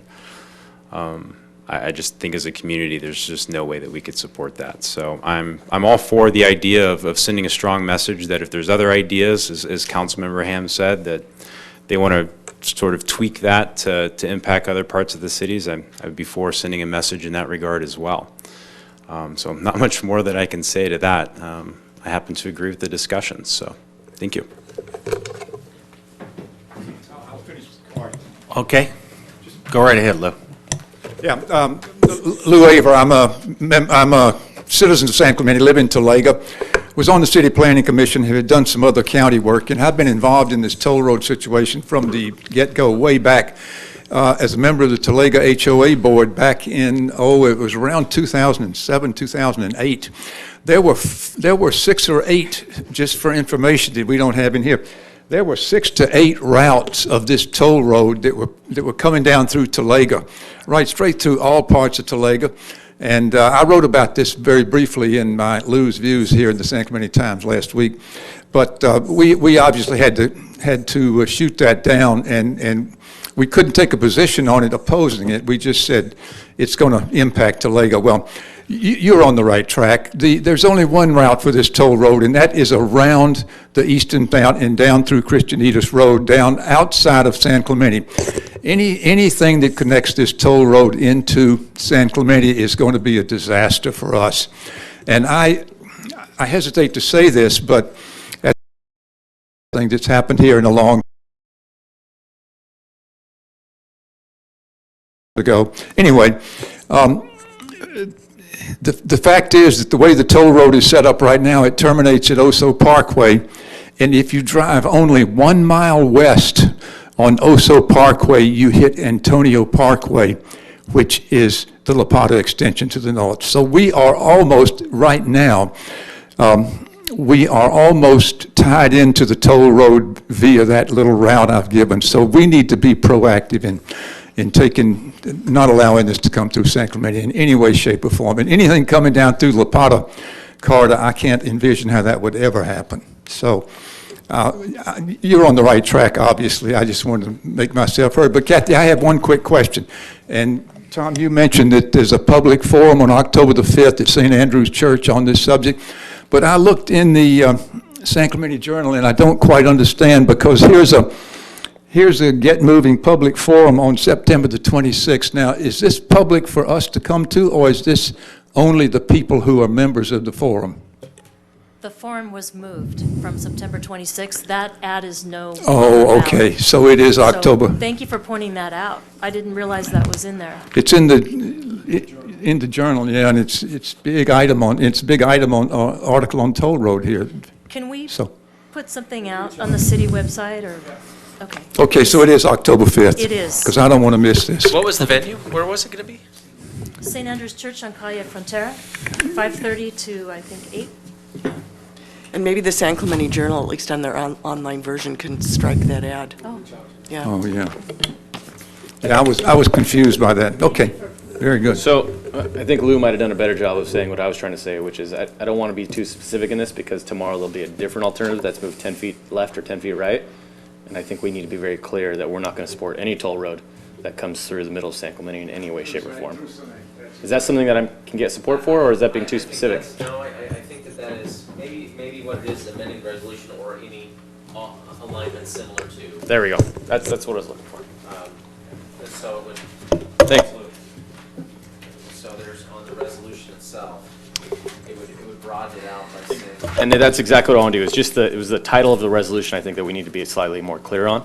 So, because it talks specifically about those two options, and I just want to be very clear that well, it's not that we oppose these two, and that if you move it, half a block over, we're going to be excited about it. It's the fact that we are not in favor. There's a final statement there. It says, now therefore be it resolved, the City Council, City of San Clemente, California does hereby oppose Foothills South toll road alignments that cut in the city, including Central Corridor Alternative, the Central Corridor, Avenue La Plata, Variation Alternative, and Alignment 7 Corridor, Avenue La Plata, Variation Alternative, or any alternative developed in the future that is similar to these alignments. Isn't that the word variance mean, Well, though? why don't we just leave all that stuff out and say any Foothills South 241 toll road extension through the city of San Clemente? Yes, exactly. Perfect. Okay. All right, sounds That good. removes all that stuff. That cuts into the city of San Clemente? Yeah. And, well, Within the city limits. and I would put including the proposed alternatives, maybe. Okay, yeah. All right, then I'll make a motion. We adopt resolution number 16-57 entitled Resolution of the City Council of the City of San Clemente, California, opposing any Foothills South 241 toll road extension alignment that cuts through the borders of the city of San Clemente. Second. That good? Boy, that is really. That I would say cuts into the city of San Clemente. Just that's how it's currently stated. Cut into the city of San Clemente, including the proposed alternatives. Tom, help Okay. me. Isn't it good to actually say the different alignments? Isn't that beneficial to us? I don't think we're modifying the resolution as it's detailed. If we're just modifying the heading and the title.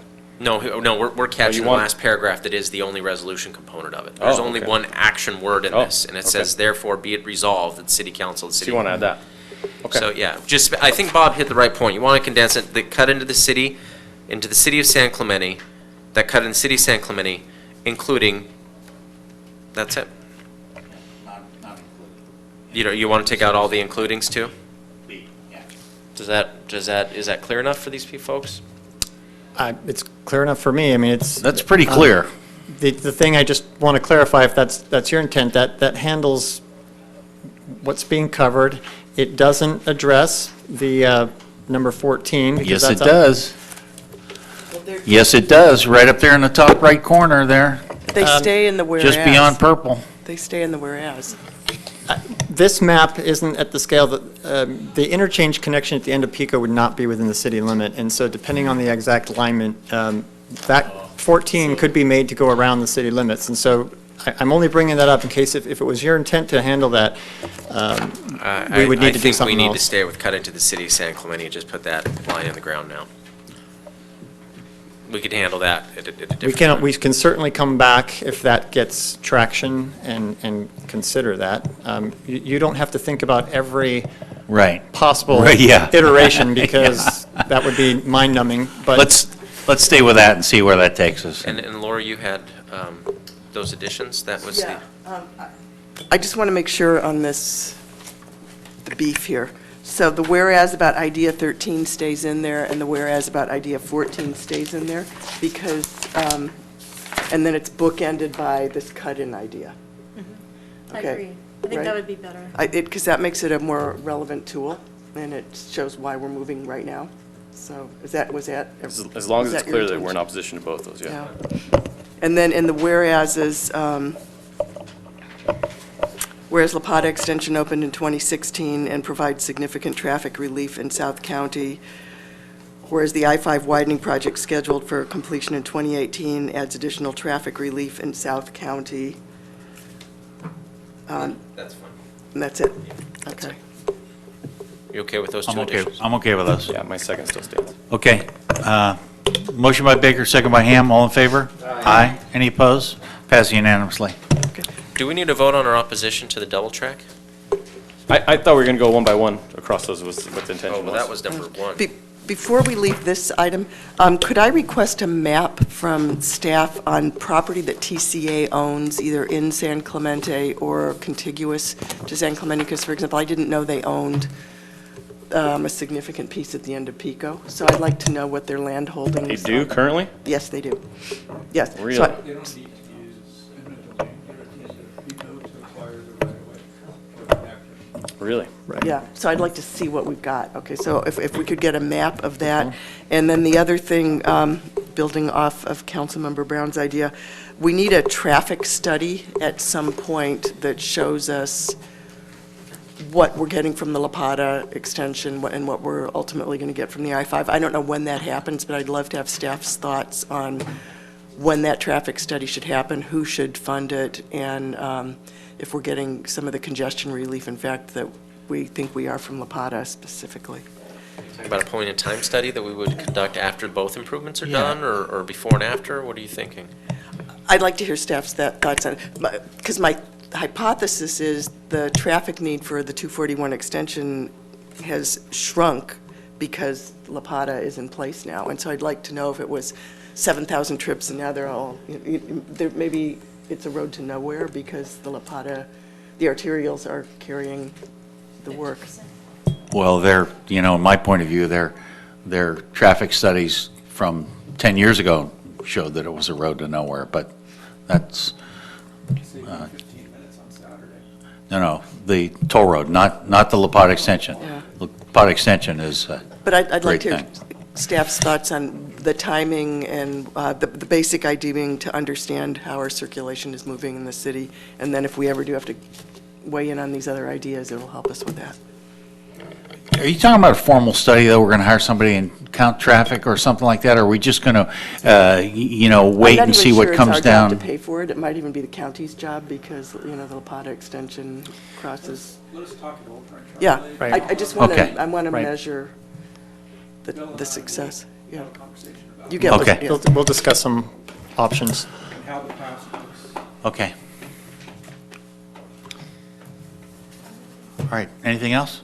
Yeah, we're gonna go through these issues, because I think there's some very valid ideas. I don't think there's some. I don't think so. I think it's, Well, I mean, we've got the, remember, we're really just trying to shot across the bow on these two issues. We're trying to crush them. Well, and so we're gonna shot across the bow on the double tracking idea then as well. Yeah, well, we need to vote on that. And That was your affirm first that. recommendation there. That was the Perfect. first recommendation. Perfect. So I Yeah. move that we affirm prior city council opposition to any capacity enhancing improvements to the current at-grade beachfront railroad track all alignment within San Clemente and support an alternative which will locate all existing and future rail services in a tunnel or in a suitable bypass alignment. Second. motion by Brown, second by Ham, all in favor? Aye. Any opposed? Passed unanimously. Thank you, Mr. Great, thank you. We Bonnier. will keep you updated. Thank you. Before we walk away from this, the resolution, where is it going? Yeah, and it's got to have a cover letter from the mayor. Who's on the receiving end of this resolution? Well, first question I have is, do we clean up the language and come back, or we just, do we bring it back to council to check it, or we just incorporate the direction?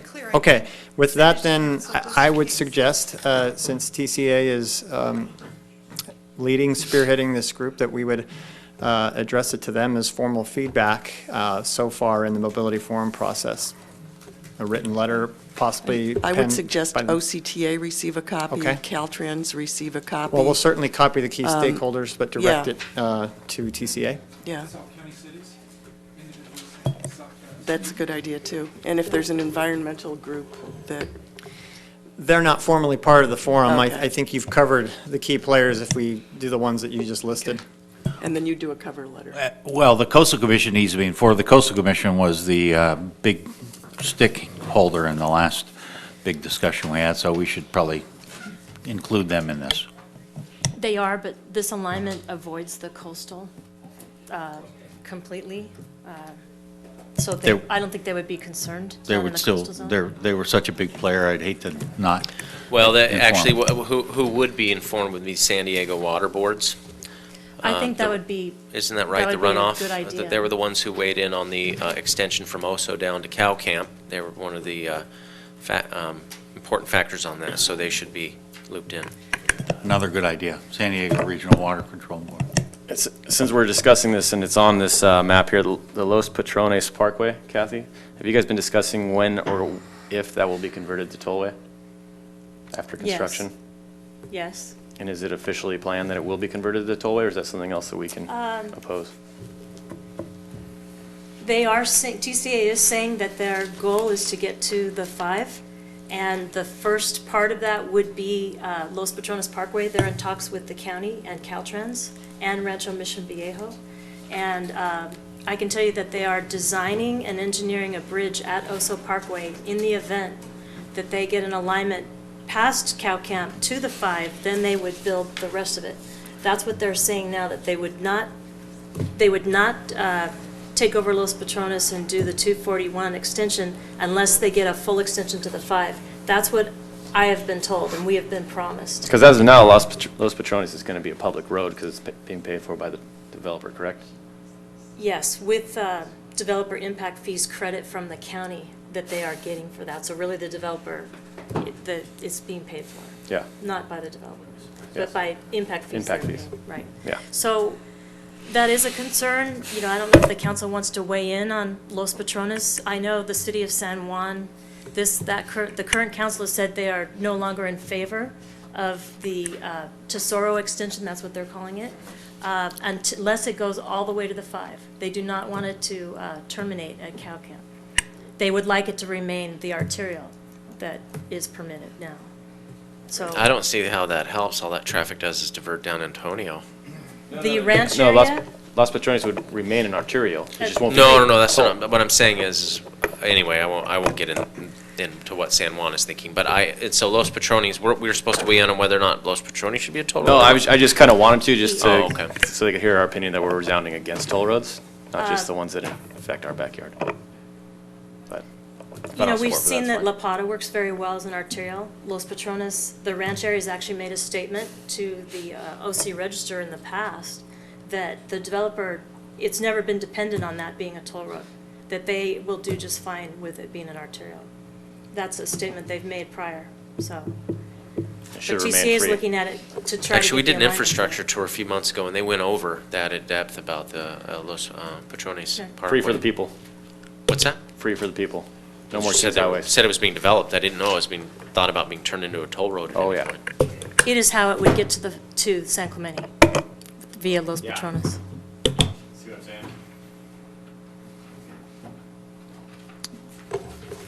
saying? Great. Okay. Thank you.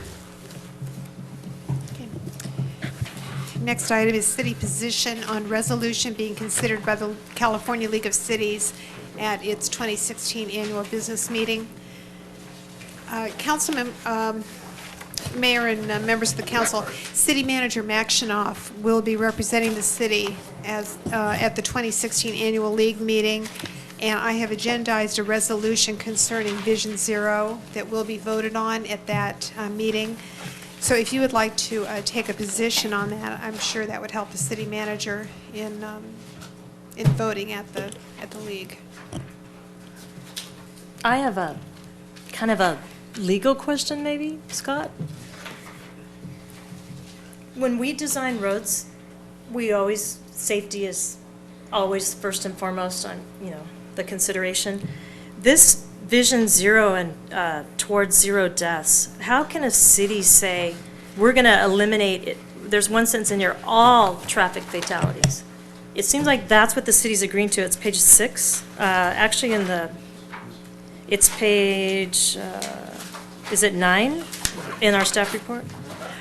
In the middle, it says, whereas Vision Zero and towards zero deaths are comprehensive strategies to eliminate all traffic fatalities and severe injuries. How can cities, why would we go towards this and promise this? Is it lead us to be liability and issues like that? Well, Mayor and Council, that is a concern. There's one way of reading this, and that's an aspirational goal. It's an ideal. Maybe it's attainable, maybe it's not. But I could see if you adopted this locally, at least, that could be held out as a standard of care. And if this were before you as a city goal and policy, I would have extreme pause about it. That it's a league agenda, that it's aspirational, doesn't concern me as much. That's the first thing I thought, is the question of liability is ridiculous. Yeah, I would not want you to like it says on put this in your responsibility. general plan. City of San Jose says on responsibility for crashes and industries is shared between the providers of the systems and the road users. Exactly. That sentence really gave So me basically, pause. does that mean we get lumped in on every single car accident as one of the responsible parties for injury, accident, death, etc.? Listen, I'll tell you. I mean, I was going to ask a bunch of questions about this because I spent a lot of time on this weird thing. Because I felt like this completely illogical goal of trying to attain a zero death, zero injury policy is something that only a politician could create. That it sounds so great and it feels so good to say these things, and it is completely illogical. Honestly. I agree. It's true. I mean, it absolutely is true. Now, no deaths, right, Bob? You're behind me, right, Chris? I second that. No deaths in San Clemente, never again. That type. I mean, it's just. But the problem is that all human enterprise, right, has some risk tolerance to it, right? I get out and I get in my car and I drive to work in the morning. There's a risk associated with actually leaving my house at any one point, right? Out the driveway. Exactly. So the problem with this is that you end up stating this goal, everyone becomes invested in it, and all of a sudden all of these normal behaviors become abnormal. Like the idea of having a roadway with a 3-foot bike lane. Well, if we're going to have zero fatalities, we need to have the smallest possible road. Matter of fact, we should just have a one-way road there with huge bike lanes on both sides, because that means less cars will hit less people. And so it's just like this weird thing where it feeds this idea that we need to have a zero risk tolerance society. And there is nothing like that in human enterprise that's worth living. So I have a real problem with this. This is like a weird feel-good type politician thing, and I think it ought to be in every possible way. I thought the same thing. Sorry. There's programs already in place, already stating this in the Federal Highway Administration, and also the California Office of Traffic Safety. It states this already, you know, public safety is the number one. So I just think this is just, overreaching is going to lead to too many. Every road we engineer is to a high-quality standard. We spend time on sidewalks and intersections. We just contemplate and contemplate because we're human beings and we don't like to see other human beings interested. I don't need a policy injured. I don't need a policy to direct me that I don't want people to die. We get that. Thank you. Appreciate your affirming the zero tolerance thing. I say, signing off on something like this, it drives unsustainable practices on a widespread basis. So I don't want to sign off on it. I think it's... Well, I want to say one thing further about that. In my around town video on distracted driving, a very interesting fact showed up that talked about what the federal government is actually doing, working towards decreasing highway deaths. I mean, highway deaths are down from 42,000 at its height to about 35,000 now with the advent of airbags and seat belts. But 1/3 of the collisions in this country are rear-end collision, where one car smashes into another car from behind. And in 1/3 of those 1/3 of collisions, the driver that does the smashing from behind never applies the brakes. Think about that. That means that that driver's brain is somewhere else.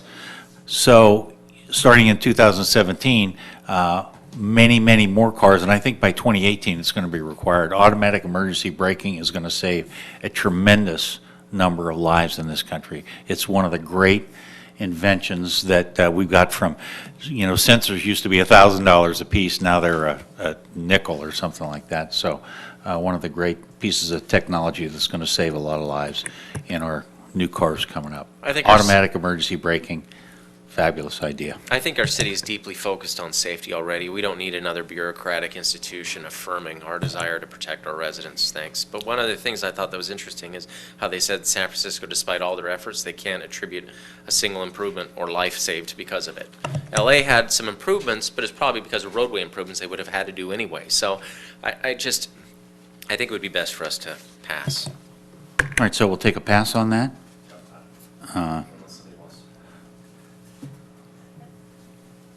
All right. We'll, Okay, city manager? City attorney? I just had one little piece of good news, which is kind of rare coming from this corner. You might have seen a legal update coming from us last week, but this city, together with the County of Orange and other sister cities, has been watching very closely and participating and providing argument to a test case, that we call it, brought by similar agencies in Los Angeles County, challenging as unfunded mandates certain really aggressive provisions of stormwater permitting for our LA County sister agencies. The California Constitution requires that when the state comes up with ideas and mandates that are not local prerogatives and are not mandated by the federal government, the state has to pay for them. And there were several very aggressive multi-million-dollar requirements placed in the LA County stormwater permit that those cities protested, and they might have wanted to do it on their own, but if it was the state's idea, they wanted the state to pay for it. The State Commission on the trial court ruled against the cities, so did the State Commission on unfunded mandates. The California Supreme Court overturned that decision and found that the state had to pay for those programs or else eliminate them. So our case, your case, protesting similar provisions in the jurisdiction of the San Diego Regional Water Quality Control Board is queued up right behind that. My guess is that the state will now respond to that, compromise its regulations with regard to San Clemente and your co-permittee agencies, and that you'll see some relaxing in those mandates, or at least they'll leave it to us to decide what the best route is to control stormwater pollution in our jurisdiction. that is good news, Scott. That's very good news on many, many fronts. It is, yeah. It was going to be expensive, wasn't it? Wasn't there some contribution we had that was inordinately expensive? Hundreds of millions of dollars, Yeah. yeah. The part of it was, a big part of it was cleaning up around transit facilities, but a lot of it was very aggressive monitoring requirements at development sites. When it wasn't raining, really weren't that important to the local agencies. And again, they didn't want to get out of work, they just wanted to spend their money where it would make the biggest difference in terms of water quality, and so now they'll have that prerogative and that freedom. All right. Council members? Chris, you got anything? Yeah, I got a couple items that I'm going to ask for support to be agendized coming up in the future here. The first one, they both kind of have the same feel to them. The first one is something we heard from a couple members of the audience this evening about panhandling, asking staff to look at a panhandling ordinance sometime come up here in the future. Is anybody opposed to that? Okay. And then the second one is maybe looking at some sort of public-private partnership for sending people home, bus tickets, bus rides, things of that nature. Having staff take a look at that item as well and see what we can do there. Okay. Okay, good. James? Okay. That's it. Other than that, have a great Labor Day. I have 2 items also. I would like to bring to the council an idea of a zoning issue that we should be looking at, and that's the issue of thrift stores. Our code right now, I don't believe is adequate to address issues. We've had people come in here and talk to us about issues that we have at the alleyway at Palazzado, where we have some thrift stores. We don't have regulations in place or conditions, it's not a conditional use permit, to really effectively handle those. So I would like to direct, council to direct the Plan Commission to take this issue up. And while we're at it, add check cashing stores, pawn shops, uses like that are, it's pretty silent in our code, any conditions on those. I'd like the Planning Commission also to look at maybe where zones those should go in or are more appropriate. But I would like to suggest that we take up a moratorium that maybe staff could bring to us the next council meeting in order to give the time for this to go through the Planning Commission and back to us. But in the meantime, at the next meeting, we consider a moratorium on these uses until that zoning issue is vetted by the Planning Commission. And as regulating, I'm sorry, what were the uses? You said thrift stores, pawn shops? Maybe adding check cashing stores, pawn shops, uses like that, we, at this point, do not have conditions on. And we've had issues, people have come in and talked to us about the issues of these stores, and maybe the possibility that they should be under a CUP to where we would have some requirements of storage and hours or things like that. That we don't presently, we cannot do. But I'm open to that idea, but I don't see the need for a moratorium. Has there been a spike in thrift stores and pawn shops? There's been discussion of application over at the Stater Brothers store for a new thrift store. And, you know, staff is a little bit concerned about it based on who the operator is and some past history with them. That put a little bit different spin on it for sure. I like that idea. The only thing I'd add to it is smoke shops, if the city attorney is amenable to that. Well, while we're doing that. Smoke shops and vape shops? Yes. Would you consider adding standalone convenience stores? I would have a hard time, like I said, there's a pretty high hurdle for moratorium. There's been, as you all know from my votes in January and February, but moratoriums have been very infrequently used in our city's history, and I think we can contemplate use and talk about them, but I have a hard time of dropping moratoriums on things we're concerned about. There has to be some trigger, there has to be some level that has to be attained, and maybe we've already gotten there, and maybe that's what we talk about. But, can we contemplate a thrift store in the same way we would a standalone convenience store? So a 7-Eleven would be problematic in that same, to me, those two uses are pretty different. Even though you have people who may frequent them, those uses are different, the intentions are different, and probably the interaction with folks who would be, abusing or using them wrong would be different. So I'm okay with contemplating a discussion about the uses and providing direction planning commission. Fair warning, a moratorium requires a pretty heavy burden in my mind. Pretty heavy burden to impose one. Could staff bring that back to us as a possible act? Bring it back at the next count? A moratorium? Or you're saying that we're going to consider at the next meeting even directing the planning commission to do this. Is that correct, Tim? Okay. No, I was suggesting it, but it sounded like what you said, we were going to talk about it. I think right now, the idea of a moratorium is extremely premature, as thrift store thing was kind of out there, but I didn't know it was a big enough problem that it was, that there was some concern about it. I think we can have a discussion, and if at that point we see a need, then maybe we can contemplate that. But if we're going to have a discussion about the necessity of it to provide direction to the planning commission take up the item, I'm all for it. If we're going to be bringing a moratorium back in the next meeting, there better be buildings on fire. I mean, just something that's really urgent that is driving that, because I don't want, because when you say put a moratorium down, what you're going to have is every 7-Eleven owner, all the pawn shop folks come here and be like, you're going to put a moratorium on my use. I mean, it drives an unnecessarily, it puts a lot of tension into these discussions. I think if we want to have a conversation about those uses and about how they may be having an effect on the surrounding neighborhood due to a certain thing, when we want to contemplate a CUP or something like that, then that's one discussion. If we're bringing it back to talk about a moratorium, I think that's a different meeting. Okay. So to be clear, what you're proposing, you could direct staff to do your idea minus the moratorium tonight. Yeah, that was just an added suggestion that I had. Okay. Because I of would the be fine fact with that. that minus the moratorium. Okay. Then that would be my request. Okay, we'll process that.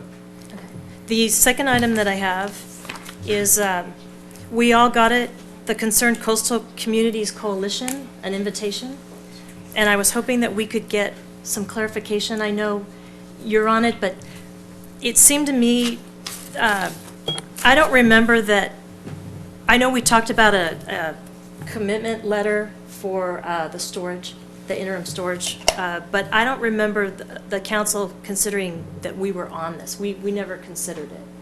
We never spoke of joining this, I don't believe. Okay, I'd have to go listen to the tapes again.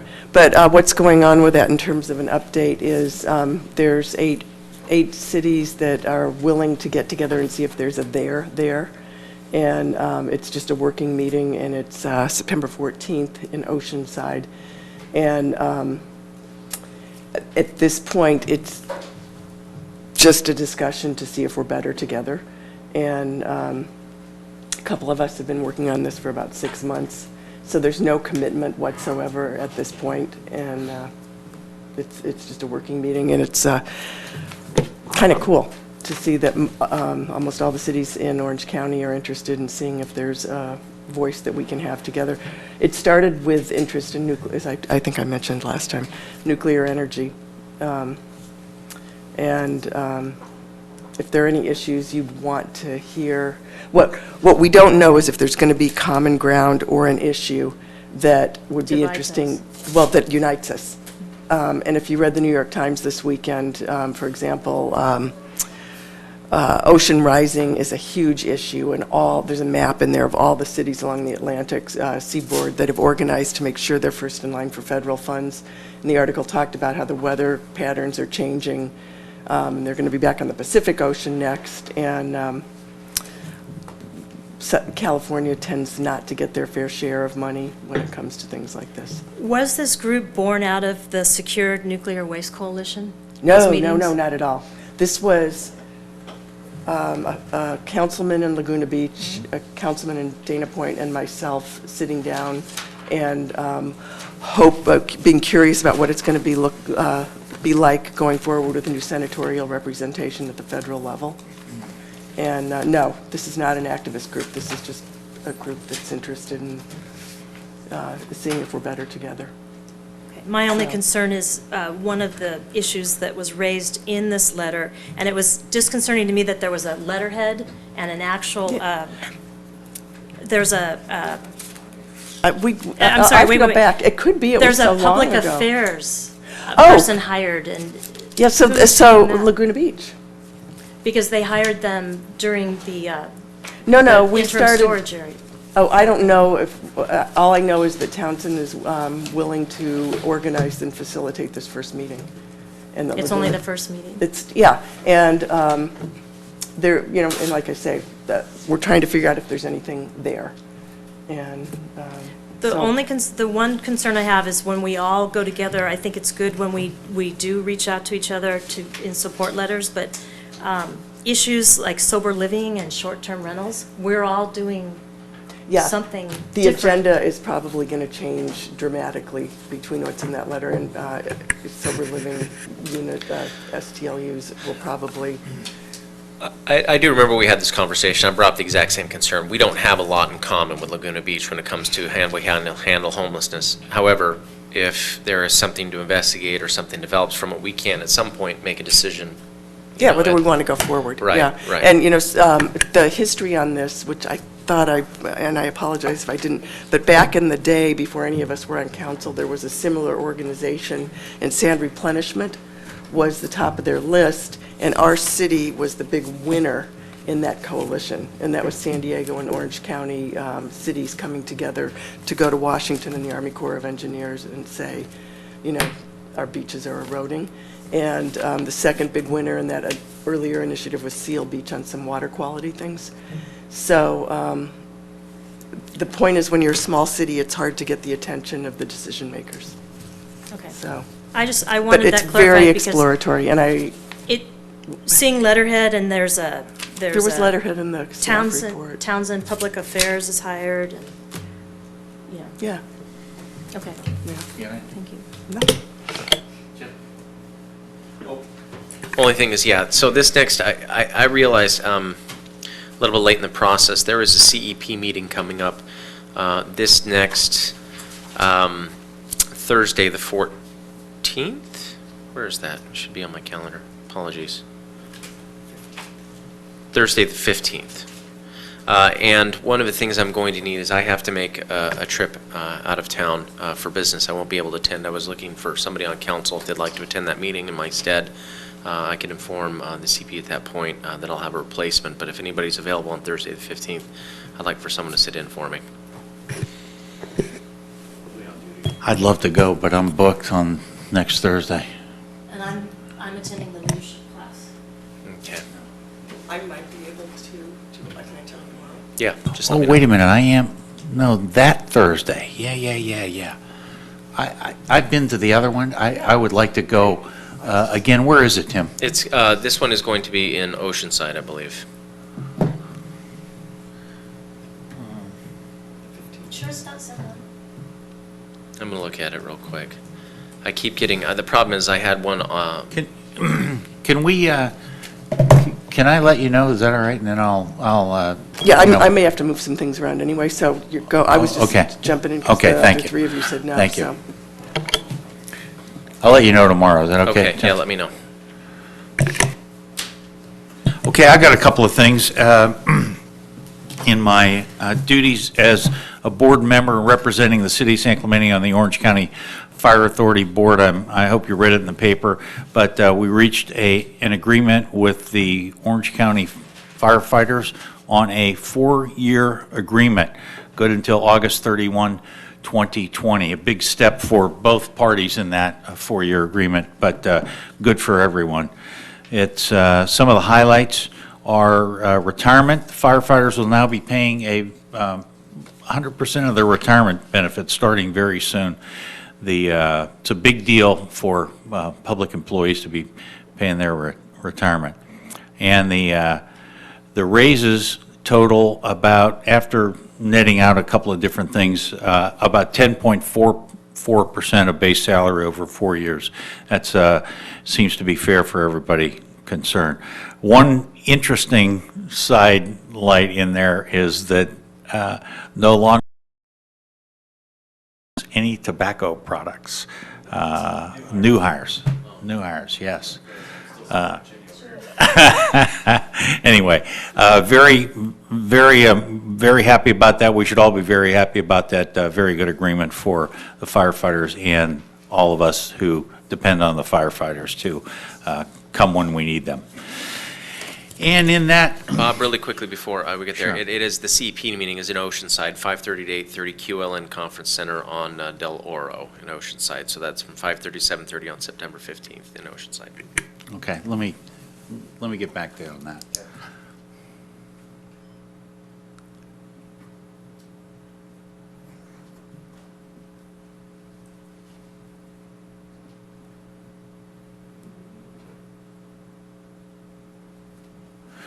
Okay, on another note,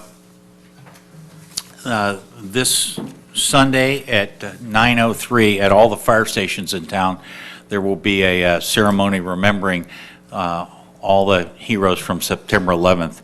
And it is September 11th, so I will be at Station 60 right downtown, and Chief Abel will be joining me. Any of you folks out there would be happy to have you at any of the fire stations. Fire Station 60 downtown, 59 at Talega, and 50 out by the villas there in San Clemente on Los Mares. Promptly at 9:03. We'll be remembering all the folks lost on that terrible day. So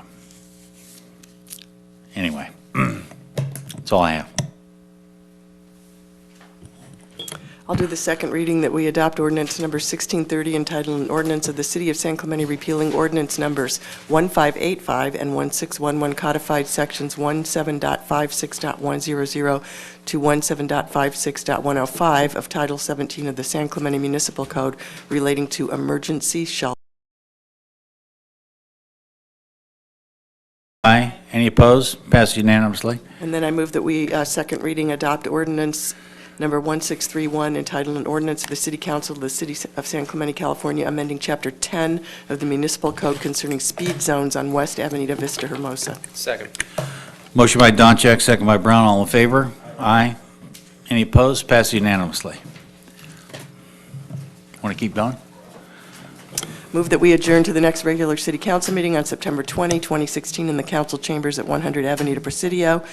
Closed session items will be considered at 5 p.m. The regular business meeting will commence at 6 p.m. Good night. That's a motion. Motion by Doncheck, second by Baker. All in favor? Aye. Any opposed? Passed unanimously. Thank you very much. Good evening.